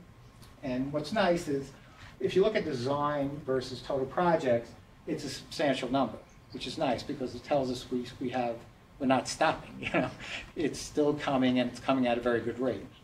The capital projects, which are the 5 million or more, and that's breakdown on those. Again, a very positive distribution as far as preliminary and design versus construction. So the short-term future looks very good. So 2.17 billion since 2010 and 11, and the next slide will show you that breakdown by year. Just by the way, that image is, it's really a virtual laboratory. So this is at Lehman College's science facility, which we manage the design and construction of. And it's an interesting concept. So you know, in the usual chemistry laboratory in college, you go and you mix chemicals, right? But in this, you use software to do that and see what happens. So what's nice about it is that you can play more and see what happens, right? Without making the mess and taking all the time to do it. And so in a way, that whole concept was new to me, and I was pretty impressed by it. But they still do have regular conventional lab sessions that are put together with the simulations, you know. And I think it's a great learning tool. It's a way of the future. And what you're doing is you're able to have more students at a time get involved, and they're able to look at more combinations than you would in a regular laboratory setting. So these are expenditures over time for each fiscal year. And it pretty much follows the trend. If you looked at, we made that presentation last month, and if you look at the construction division in total, it follows the same trend. Right? As far as dollar values, it's going down, but the number of projects are staying stable. So what's happening is our average size or dollar value of projects reducing, but we still have the same number, or more actually, projects than we did in 10-11. And if you look at it as percentages, so in 10-11, we expended probably about $1 billion. And 450 million of that billion was CUNY. So we were in the midst of some major construction projects at that time that had very large expenditures in the CUNY. So this is what we're basically, so some of these are recently completed projects, and we'll have some images of those that you can look at. I'll talk really briefly about those. And as I kind of went over when we looked at the plan, you know, the funding plan, these are the types of projects that we're doing now more and more. And what I want to do now, I wanted to introduce Steve Rosenthal, who's our Director of Design Group, which has to do with the planning, design, and quality assurance of the projects that we do. And he's going to talk a little bit about the Energy Performance Program. I think it's a very unique program. It's very substantial size. So Steve, please. Sure. Thanks, Mike. So as Mike explained, we're primarily focused on infrastructure renewal for CUNY at the present time. And what that means mostly is repair and replacement of the heating, ventilating, and air conditioning systems at all of these buildings. And that's being driven by several factors. The primary factor is many of these systems are at or beyond their useful life, and some are failing. So a lot of them are 30 to 40 years old, and they need replacement. It's being driven by regulation and code, which is requiring a much lower energy usage and higher efficiency than was previously the case when these systems were built. And it's also being driven by technology changes, because the technology on these things has really seemed pretty stable for many decades, and but is now starting to change quite rapidly. So there are opportunities for improvement and the need for replacement. So currently we have about 30 projects in the Energy Performance Program totaling about $200 million, And as we complete projects, they give us new projects, and they're at virtually every campus in the system. And they range on the small side from about $300,000 to, on the large side, of which there are quite a few, which goes to well over $30 million. And the systems of these campuses are a combination of central heating and/or cooling plants. So sometimes there's a central power plant which distributes heating and cooling to various buildings, and sometimes, and other times, the buildings have standalone systems. So these projects are including major upgrades to the central heating and cooling plants in some cases. In a number of cases, there seems to be a trend to re-centralize the systems and put more on the central plants, and there's a pro and a con to everything. The pro is that your total loads from a central plant are going to be lower than if you added up for each individual building, and you'll have easier maintenance and more redundancy. On the other hand, you have to distribute the cooling and the heating all over campus, and that causes some maintenance concerns. We're also doing a lot of the motor technology and the fan technology has improved a lot recently, so we're doing a lot of replacements where you just go in and replace a fan motor, which used to be just an on or an off. With a variable speed motor, you get a good increase in efficiency. And also the control systems are going from formerly what was pneumatic systems, which very often didn't work very well, and the campuses could not maintain them in good repair, to computerized systems where a building or an entire campus can be controlled from a central point, balanced, energy usage and comfort level with a lot of sensors. And of course, just as everything else, that provides its own level of complexity for these systems. The other projects we're starting to see is LED light. The cost of LED lighting has reduced by half in the past 3 or 4 years only. So whereas initially this was quite expensive and the payback was problematic, that seems to be changing. That calculation sheet seems to be changing very rapidly, and they're starting to look at this on a large-scale basis. This work is done through term consultants. We recently, a year ago, RFP'd new term contracts for this. We have 6 term consultants, and we currently have some new players in the mix with the new RFP. And some of the projects, we had a construction kickoff yesterday at Medgar Evers campus, where we're taking the heating and cooling plant in the AB1 building, and we're connecting the Bedford building to that. So that's an $18 million project that we've been working on some time. We're finishing construction on a major, pretty much standalone HVAC system for the new science building at Queens College. That's a $28 million project that's been going on for a long time, and it's gone pretty well, and we're towards the end of it, I think.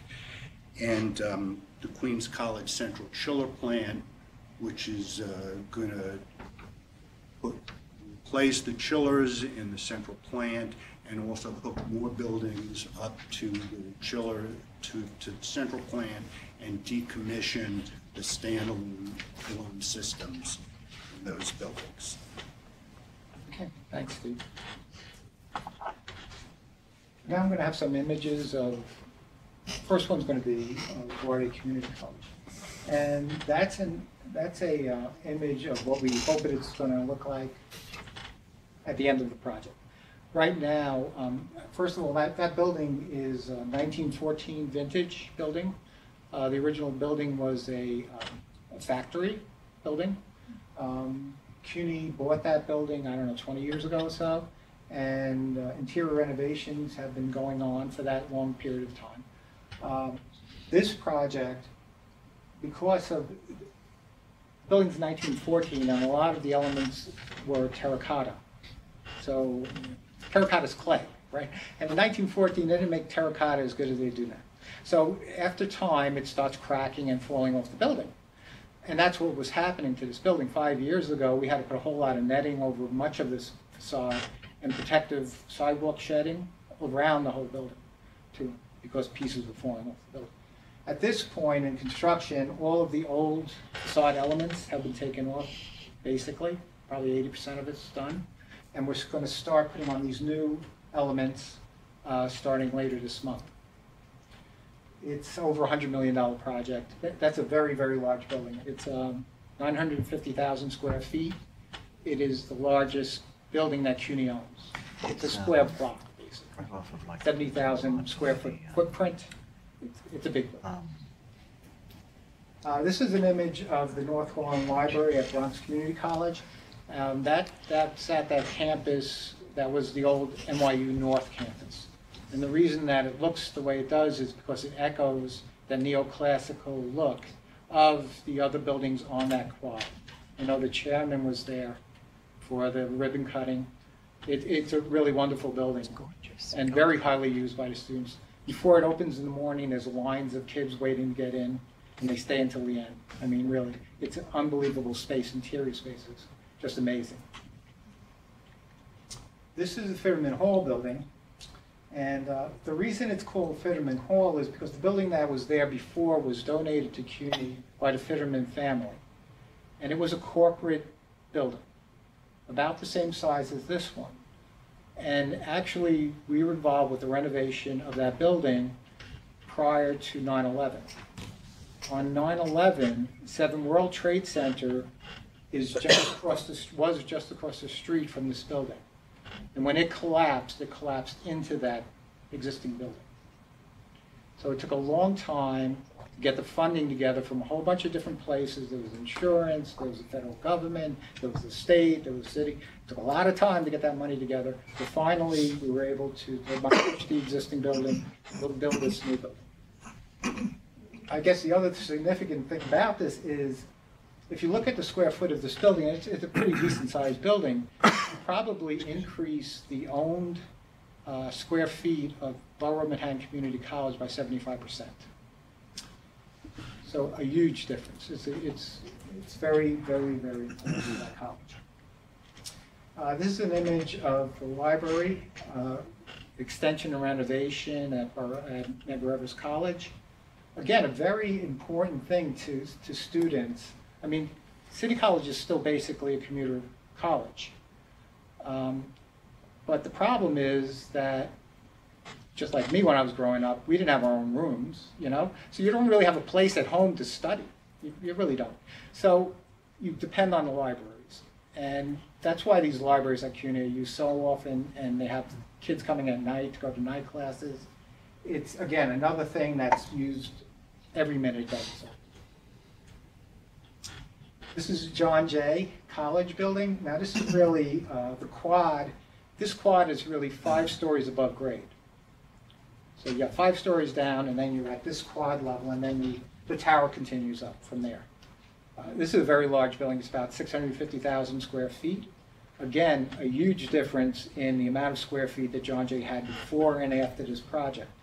We actually doubled the amount of square feet that John Jay College had with this building. Multi-purpose, it's a campus within itself. It has everything that you could need as far as teaching and lounge areas and eating facilities, anything you could think of. Theaters.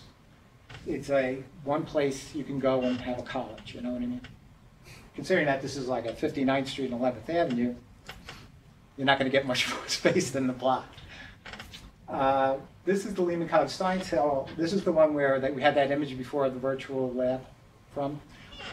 What's significant about this building is how energy efficient it is for a lab building and how green it is, let's say.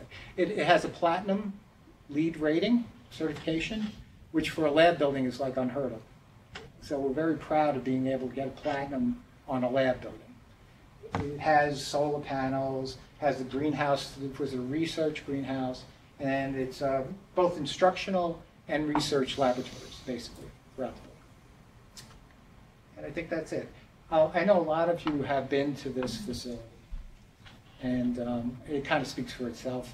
It's real. We're very proud of this building because of the technical hurdles that were required to meet the stringent, both from a magnetic wave dampening and also from vibration. They're very, very low tolerances for both of those things. To be able to build a research building like that and meet those tolerances, it was a feat that everybody involved with that project should be very proud of. I want to thank you all for your time. I do appreciate that. If there's any questions, I'd love to try to answer. Okay, thank you then. Mike, thank you. Before we go on, are all of you able to stay through noontime? I'm good, yeah. Glad you like it. Thank you. Very informative. Sandra, are you able to stay through noontime? Of course I do. Okay, John? Rolly? Can you stay until noon? Oh, yes, absolutely. Good. We have a quorum now of 6, but if anybody left, we couldn't consider the resolutions that are coming up in the next 15 minutes. John is. I'll get John. Okay. That was very informative. Very informative. Well worth doing, Steve.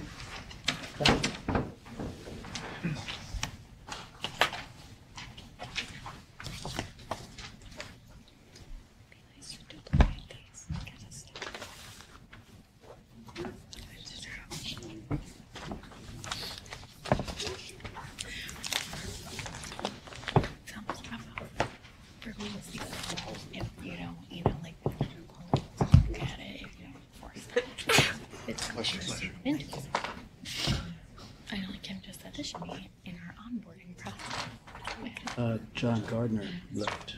I thought Steve was. He's feeling kind of up and down still. More up than down now, but he was okay last night. Very careful about what he was eating, but seems to be better. And they're not quite sure what's going on. He's having a lot of testing. Did we come down last night?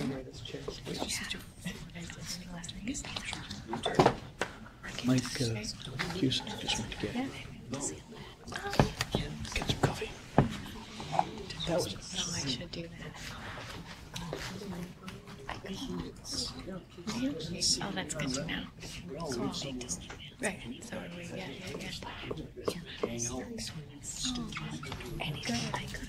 Did they love it? Yeah. They were like, maybe that's a scene recommendation. Oh. It's a job. She's just as good the second time. Like, huge difference between costumes. The actors got a nice job. Was actually the voice. Wait. Oh, no, it's okay.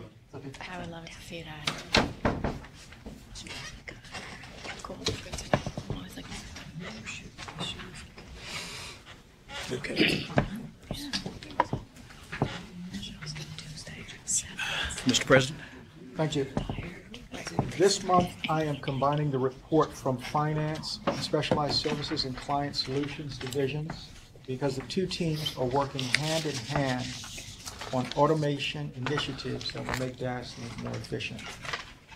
However, before we get into that, Mike Corrigan will discuss a resolution you have before you to create reserve funds that will support our efforts to prepare DASNY and New York State for the future. More importantly, help us with our role in transforming health care across New York and building a 21st century technology platform that will streamline our businesses. Kim will then provide more details on the fund. She will then walk you through the details of the automation initiatives her team has been working on with the information services team. I'll turn it over to Mike right now. Thank you. Thank you. I'll be referring to the July 15 memo, establishment of new DASNY reserve funds, which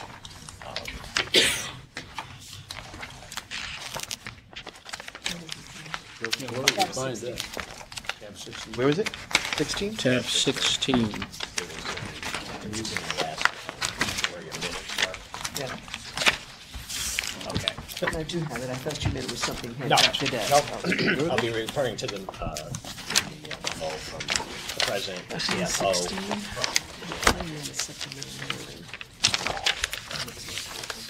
Appreciation.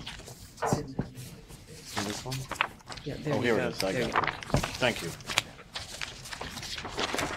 As described in the memo, we are asking the board to establish 3 reserve funds to address areas critical to both positioning and moving DASNY forward, servicing our clients, and especially our ability to serve the state in critical areas, financially troubled hospitals, particularly those that are state-supported in the Secured Hospitals Program. The new reserve funds will also allow us to move forward while minimizing our impact on fees such as our construction fees that are primarily charged to our state and municipal clients. There are 2 sources for these 3 funds. The first source is from funds available from previously restricted reserve and general operating funds associated with All Obligation Program, which was a MICFA program and became DASNY's programs as a successor. These bonds have all been defeased, redeemed under the documents reviewed extensively by both DASNY and outside bond counsel. The reserve funds and the general operating fund are available for any lawful purpose of DASNY as successor to MICFA. These bonds the bonds that were issued in the All Obligation Program were very unique and actually one of a kind as they came into DASNY from MICFA. They were direct and general obligations of MICFA and not the borrowers. What you typically and always see here are obligations of the borrowers, not DASNY. And as such, those bonds were supported by an extensive reserve fund structure to protect both bondholders and MICFA and DASNY as successor to MICFA. One of those reserve, there were 4 reserve and general operating funds under this bond program. One reserve fund, a special debt service reserve fund, was funded originally by an appropriation of the state of $3 million. Under these documents, we are going to return that $3 million to the state. The remaining funds total $9.7 million. $9 million will be allocated among the 3 newly created reserve funds. We will leave a balance in the general operating fund for a period of time of approximately $700,000. In addition to the funds that have become available under the All Obligation Program, we are also looking to allocate $3.5 million of earnings from one of our other DASNY reserve funds, the Healthcare Portfolio Fund, which was established in the late 1990s at $10 million. Since its inception, the fund has had a total earnings of about $3.5 million. So between the $9 million that are being released from the Moral Obligation Program and the $3.5 million that we will allocate off of the DASNY portfolio fund, we'll have an amount equal to $12.5 million to fund into the 3 new reserves. These reserves will be available for projects within the broad categories that we'll describe, but the individual projects will require approval of the president at a level under $250,000, and both the president and the chair will be required to sign off on any project over $250,000 on any of the 3 newly established reserves. And this is very similar to how we do projects from our reserve for replacement fund that we generate using depreciation through our operating budget. So it's consistent both the president and the chair are familiar with this process, are familiar to seeing individual projects that are being described for purposes, allowable purposes under the Reserve for Replacement Fund. It'll be the same process, the same guidelines, the same type of format that they're familiar with for each of these three funds. The first fund that we're looking to establish is the Healthcare Transformation Fund, and we're looking to establish that at $5.5 million. Given the source of funds for these reserves, both the Moral Obligation Program was a healthcare program. The DASNY Healthcare Portfolio Fund, which also supports the healthcare program area. There's a strong nexus for using the funding in support of DASNY's efforts in this arena. It's obvious from our monthly discussions, DASNY expends extensive staff time and other resources in support of particularly the troubled hospital portfolio, i.e. The Secured Hospital Program, which is a state-supported and backed program. Quite simply, the fees from the bonds in those programs are no longer covering and fully support our efforts in these areas. The excess of our effort is about $1 million a year over the fees that were being paid there. The losses, in support of these state-supported programs would be funded on an annual basis from the Healthcare Transformation Fund. Running that deficit on this particular area within our entire conduit portfolio was acceptable in the past when we were running an overall surplus on that entire portfolio. But as we got close to the line, and in fact this year crossed the line, in the current financial environment, the new reserve fund will ensure that DASNY is able to continue to provide the expected level of expertise and support in this particular critical area. I'll ask Kim to describe the other two funds. Before that, are there questions for Mike on his description of this fund? I would come back after Kim is done, and I have a question. Okay. So the other two areas that management really wants to focus on in terms of these new reserves are to help to manage the risk, both from DASNY's standpoint and the state as DASNY moves forward, and also to better position DASNY into the future. These reserve funds are going to help to provide the resources that DASNY needs as we evolve into an organization that focuses on continuous improvement in the delivery of the services to our clients. And as Mike had mentioned, importantly, we want to make sure that we're minimizing any impacts on our cost structure, as well as any of the fees that we charge to our clients. And as he also mentioned, that really is mainly focused on our construction clients, and the majority of those are the state-supported programs.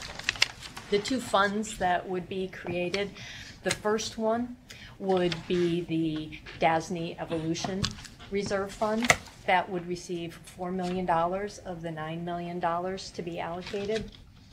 And that is going to help to position DASNY to compete more effectively in a market that we're finding to be increasingly complex, and also to ensure the continuity of services to our clients.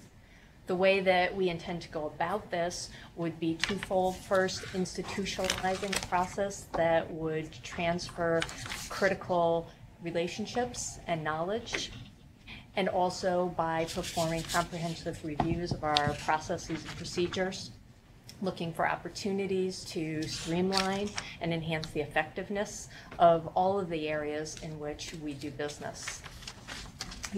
The remaining fund would be $3 million for what's called a DASNY 21st Century Technology Platform. And part of the evolution of DASNY, one component is really going to be a need to advance in technology, create a platform that is going to allow us to transform the work products that we have and how we interact with our vendors and our clients. One of the items that would be funded from that reserve was described within Gerard's president's report as well as the memo, so the procure to pay process. So looking at all of the processes from initial procurement of our goods and services through the ultimate approval and payment for those goods and services, we want to transform into an electronic and a paperless process. And certainly that's going to take a lot of effort and a lot of time. And as we put into Gerard's report, we've started in the finance area on the payment side. We're working with our corporate banking partner, the Bank of America, to institute what is called an e-payables program. For vendors that opt into this program, they'll be able to receive electronic payments through credit cards. So that will expedite their actual receipt of the payments. We've been working internally. I guess I don't understand it. The electronic payments through a credit card? Why not just an electronic payment system straightforward? Why give Visa 1.5%? This is just a different mechanism in order to help to balance the cost structure across all the entities involved and to leverage facilities that are already in place. So the focus here will be on vendors that already have the program in place with Bank of America, so that they already have a system in place, and instead of receiving a check from us, they would receive authorization to charge their card for this amount and would automatically receive the funds. So it's really leveraging an existing resource. Yeah. And profits from Bank of America. We're making our system more efficient, right? And recapturing some of the costs associated with that. So, I mean, you do have to pay, all right, to build this infrastructure out. But this is net very positive for us in terms of efficiencies. And it makes us quite dependent on Bank of America. Do you have to like RFP this? We're already dependent. I know it, but like you know, RFP? I think as public servants, we have to worry about these banks that are too big to fail. And the chaos that exists in the financial markets when you start to think glitter out, and I just raised the issue is how dependent we should become on any one banking institution. I'm not opposed to this, but I just raised that piece of observation. And how did you pick Bank of America? Like, you have to RFP this? You have to. We did. This is their provider for us. I don't know. Yeah, You didn't tell me about it. Their provider. They provide this infrastructure for us at this point in time. So what we have made a determination to do before we even got here was to find across all of DASNY, when Kim came here, how can we simplify our processes so that we can make payments, so that we can collect dollars, and our infrastructure is very old. So it is supported by this bank, and we have, there's no paucity of financial institutions that want to come in here and work for us. Bank of America is partnering with us right now to identify these efficiencies. We're working with Bank of New York, all right, as well in other areas to do the same. We've got a number of financial relationships, so we're not solely dependent on one. But this is a very important infrastructure for us, and we've got to get this right so that we can be more efficient and get into the market faster. And that's just the bottom line. So did I hear you correctly when I thought I heard you say that payment through this electronic mechanism is more cost efficient or cost effective than paying by check? That's the expectation? Yeah. But it requires some kind of investment to get there. Yeah, I mean, there's going to be a volume that's associated with this. So, I mean, they have given us, based on who is in their system and how it's tiered over time, based on volume and the velocity of activity, there will be savings that you will record over time. Even after the initial investment, that's the expectation. That's the expectation. There is no initial no investment in money. terms of software or anything along those lines. There's a nominal transaction fee and a nominal monthly fee to use the service, but no upfront investment. So, none of the funds in any of these reserve funds would be going outside of DASNY? Not until there's a project that is approved and approved by either Gerard or the board, but not. But the project is an internal DASNY project? This is for DASNY. Okay. So DASNY and the state as we support the state's initiatives. So for example, go ahead.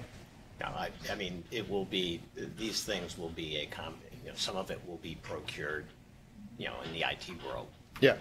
Solutions. Okay. Whether they're procured consultant support in support of developing that solution, whether it's off the shelf. But in for example, in the IT, we would be expending money outside of DASNY for Yes. DASNY's benefit. But yeah, I mean, what I'm really asking is that none of these funds would be used to put out a fire somewhere outside of DASNY, and this is, so when we look at. We're firefighting within the health yes, arena. Absolutely. But I don't know that we're putting it out. Absolutely. So when we look at the healthcare transformation reserve fund, and we're estimating that we're absorbing about $1 million of cost a year. This was actually something that Kim and I talked about a little bit in connection with the annual financials. We absorb a lot of administrative costs in a bunch of areas where we're not, picking it up. So this is music to my ears. But is the idea that I think we're putting $5 million into this fund? So does that become something that covers perhaps the next 5 years? We just sort of, pay ourselves back each year, or what's the idea? Yeah, I mean, at a very base level, that might be it, but obviously we're going to look to mitigate that cost across those 5 years. Yeah. We're going to look to find other homes for that cost in the next 5 years to be more efficient about it. This gives us runway. Mm-hmm. Okay, and like any institution, public and private, there are all types of structural and cyclical financial issues that you have to confront.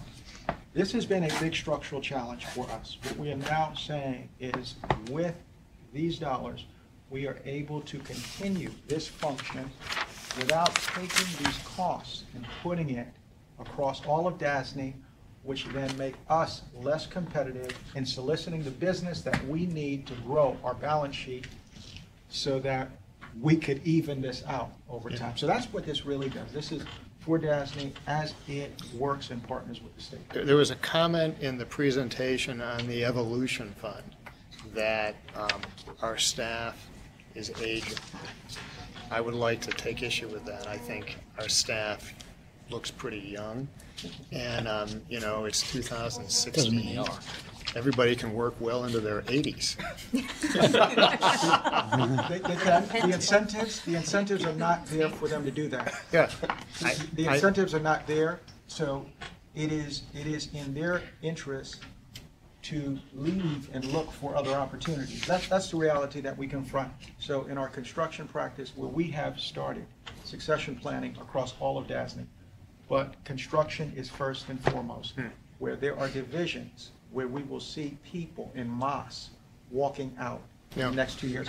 These are very able-bodied, thoughtful, engaged folks, but the reality is they have hit a period in time in their retirement age where there really is no incentive for them to stay. Now, some have stayed a year longer, maybe 2, but that's it. So this is going to help us across all of DASNY. The practical implementation of that, how does it work? That is, you hire people and then train them in the jobs that other people that you believe are leaving, or do you take internal people who are doing a function, who are performing a job function, and then put them with? I mean, this says it's underway now in several departments, and I just wondered. How does it work practically? So succession planning is one in which we identify a set of skills, and people who are leaving the institution. There may, in fact, be people behind them, Right. all right, who we want to move up, all right, but that creates some particular gaps. So we're keeping people in place who are identified as exiting the institution. So we're picking up an additional cost, right? So we can go out and procure someone. Okay, all right. Who I comes got it. in and then can train and transition a year and a half or 2 years to do that. It simplifies and evens out the cost Got it. for us. No, That's I really understand. what it does. So we don't have to, again, pass this cost on to our partners. Okay. And at least stabilize DASNY so we have more continuity over time. Okay. All right, because we've got a lot of people who are going to walk out of here in the next few years. That's just the reality. And we have done an agency-wide succession planning initiative. So we have a team that is documented. Even if people have said they're not ready to go, we have to identify the risks. When this feels like it's kind of like found money. Have we been? Well, you know, I know, but I assume we've been aware of it for a while. When did this kind of take shape? So we have been aware of this. We did research on this. Previous administration identified what could we do, all right? And, there were some plans, ideas, didn't come to fruition.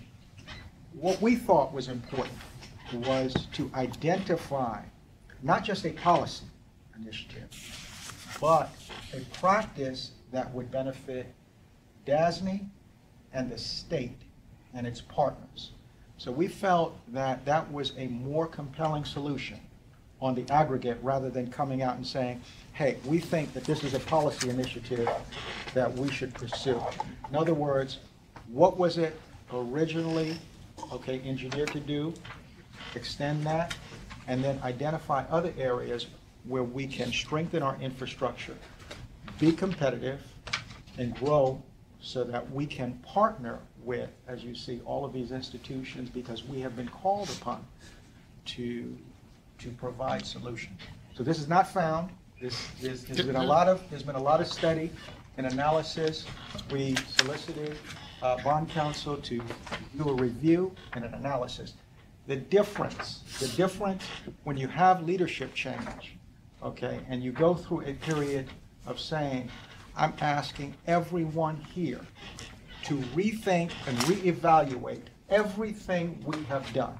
And that is what the management team has done. So everyone has gone back to say, okay, here are the risks. Here are the challenges. How do we manage that? Because you, incrementally over the years, have identified these risks and have been incrementally tackling them. But the reality is, they're shining.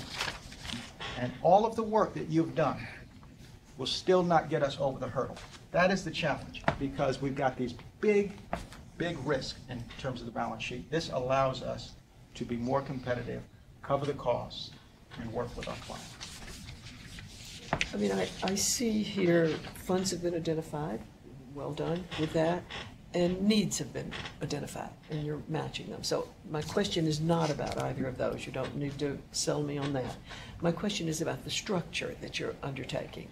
The alternative approach would be to put the revenue in the operating budget, have line items for, particularly for the one-time expenditures that are here. Some of the expenditures are ongoing. From a budgeting world, there are always some downsides to doing reserve funds. The principal one being the lack of flexibility when you have separated and captured monies into particular funds for particular purposes. So I'd be interested in knowing why you think the reserve funds are either necessary or desirable, as opposed to simply making this a part of an operating budget for operating expenses. Right. I mean, in operating budget, these funds, it's anticipated will be expended over several years. So, we could, in fact, and we will, in fact, analyze it on an annual basis. We'll need to understand how much we need to budget for knowledge transfer, how much we're expecting our efforts in the areas of the troubled hospitals to cost us a year. And in those years, we will be counting these funds from these funds against those anticipated expenditures in those years. It actually makes these reserve funds make a holding place for these funds in these three general categories with some subcategories under them for those particular purposes. The other way would be we wouldn't bring it all into the operating budget in a single year. Would be just to set it out there in one big, in one fund, whether it's a fiduciary fund or something else. And there it's not purposed. We thought it was important to purpose the funds rather than for an extended period of time, because we know it's going to last more than 1 year over the period of years, rather than count on them being there when the time came to expend them in year 3 or 4. I think that's the best way to explain it. But still, by doing that, by dividing it into the three funds, you do place some limitation on your flexibility for uses, instead of doing the one holding fund for the funds that you need over the multi-years and moving them into the operating budget. I mean, it is one step, the initial step in identifying the three broad categories for those funds, and then annually it'll be a step of deciding how much of those funds we need for the initiatives under each of those broad categories. I understand what you're saying. I think that it is less risky to identify specific purposes for those funds rather than just have them as an unreserved balance in a particular Well, I agree with that, but the purposes could be against that single reserve fund. If somebody walked in and said we're going to give you $1 million, if DOH walked in and said we're going to give you $1 million a year to manage the secured hospital program for us, then we would look to repurpose that $5.5 million, and we come back to the board. I mean, we have come back to the board, liquidated reserves that we didn't need, or change purposes on reserves over time. So, that's always the option. But at this point in time, this is what we identified as broad categories of use for those funds. I mean, given over the years, the tendency of the administrations, variety of administrations, lots of different administrations, to go into independent authorities and remove reserve funds. Sweep.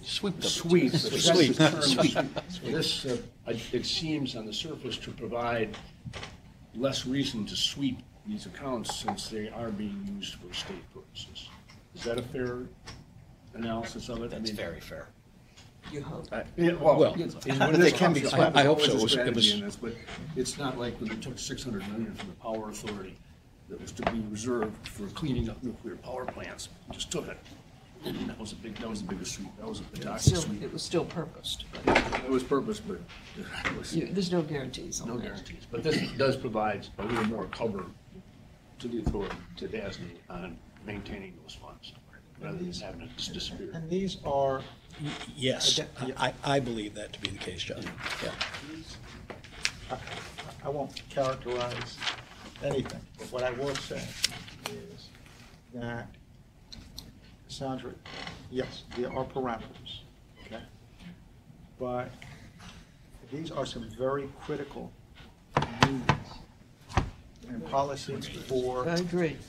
This really... I'm only talking about how you structure it from a budgeting point of view, not whether there are good purposes.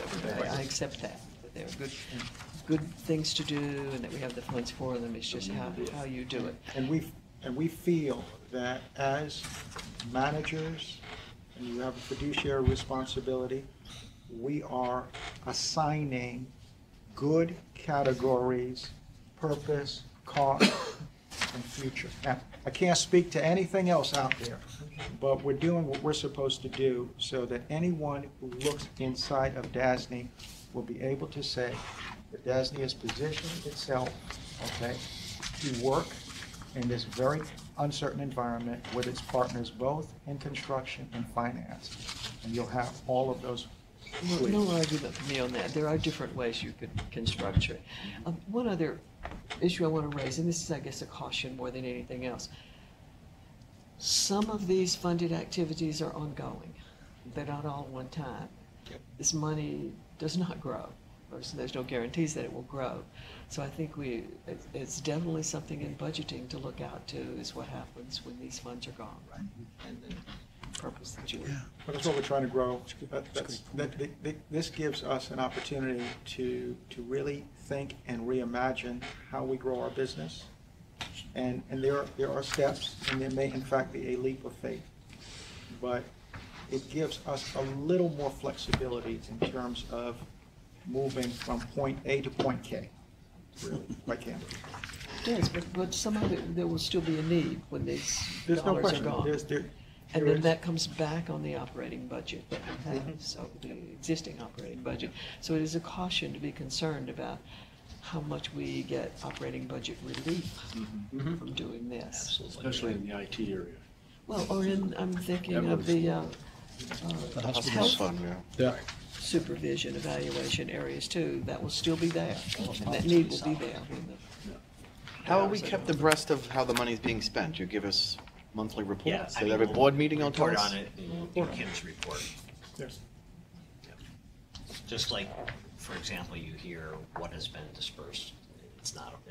These are state funds that are dispersed through us, but how you hear what's been dispersed on the HICRA fund any one month, or when we establish projects out of the development fund, it's in the report. Division of budget is on board? State purpose. They're where? Yeah. Other questions, Sandra? I don't think so. I thought I had another, but maybe it got answered otherwise, 'cause I don't. And you said bond council looked at this, right? They're all. That's correct.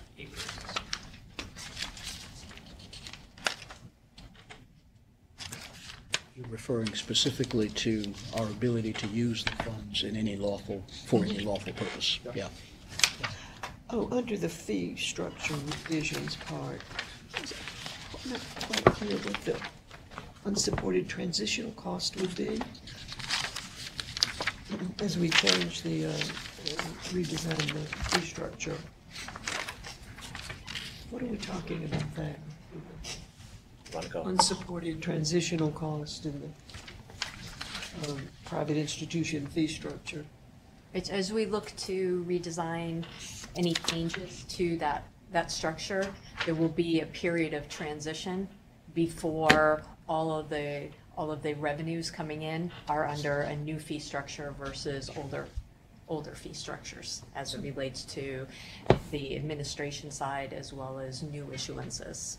So basically, this would be money that would temporarily replace fees that we would have gotten from the private clients? To the extent that we are running losses, they could be funded out of, as a result of insufficient fees, then yes, we could draw on this fund to replace that portion of the revenue. But intended to be a temporary.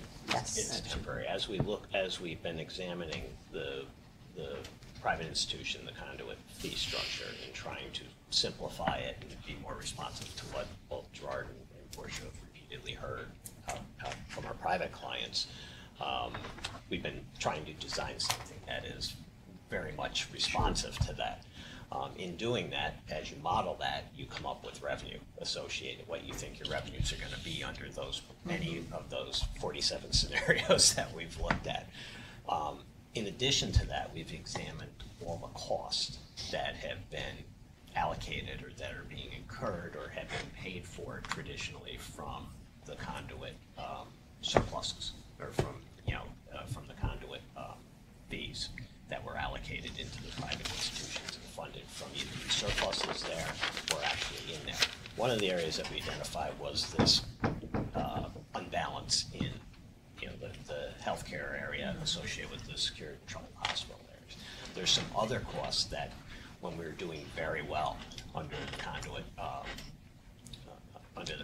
programs, had been allocated in there, mainly some state costs in support of certain state initiatives. And we may not be able to design this new fee structure responsive to what it is and still cover those costs in the interim. So it's more of a cost covering transitional situation than under a new fee paradigm than necessarily that those fees will be designed correctly. So we would need to find a new home for those costs.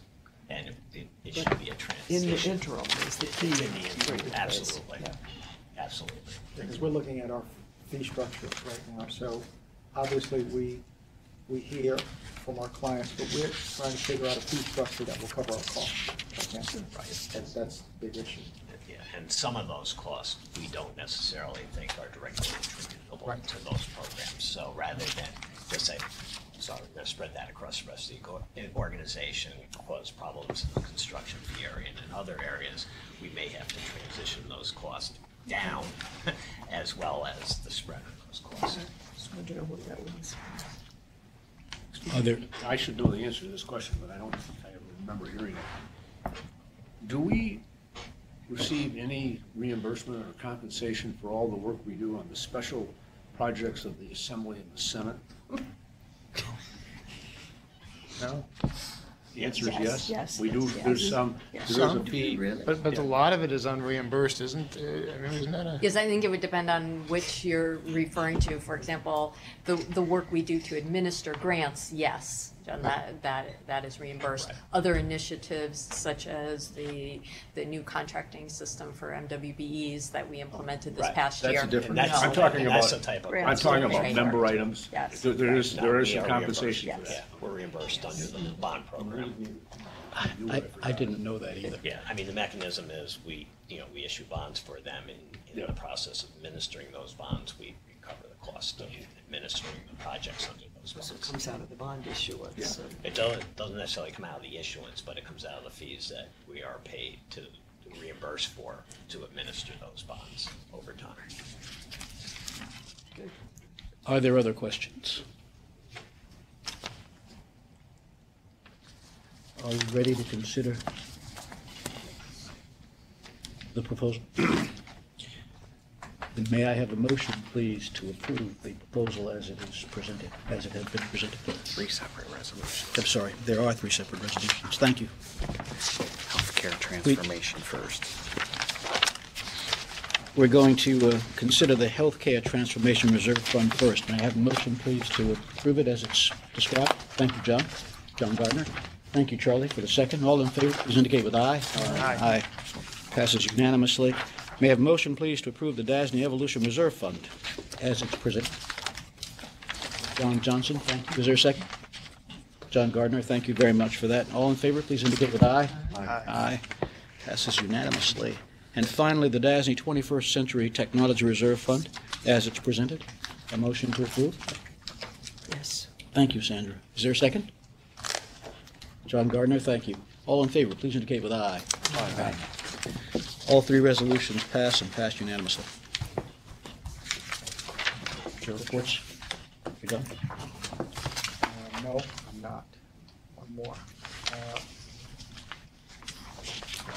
As I want to thank each of you in support of your efforts to strengthen and streamline the DASNY organization and the way we do business.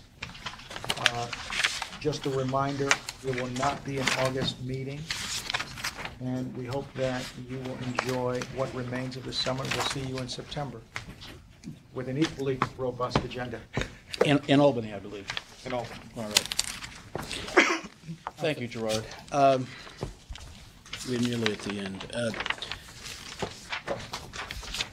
Portia, is there anything else that you want to discuss with the board? I've concluded my portion of the report. I believe Larry has his portion. And we're going to get to that in just a second. Steve Curo, is there anything else you want to report to the board? I'm all set. Okay. Mike Corrigan, anything else? Thank you. Okay. Then Mike Cusack. Everything that we've worked on has been reflected in the materials that were considered today. We do have an executive session item to address with Larry. May I have a motion then to go into executive session to discuss the financial and credit history of particular corporations? Thank you, Sandra. Second. Charlie, thank you. All in favor? Aye. We are in executive session. Bobby, if you would...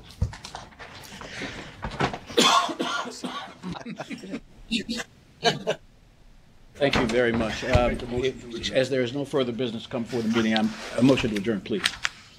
Second. Well, did you come out of executive session? No, does he have to say, oh, we did that? We'll Okay. put the note. You'll put the note in there? Thank you very much. All in favor, aye? Aye. Safe trip. Thank you, everybody. Thanks, John. See ya. What time's your plane? I think it boards at 2:30. Done. Great plan. How you doing, Kennedy?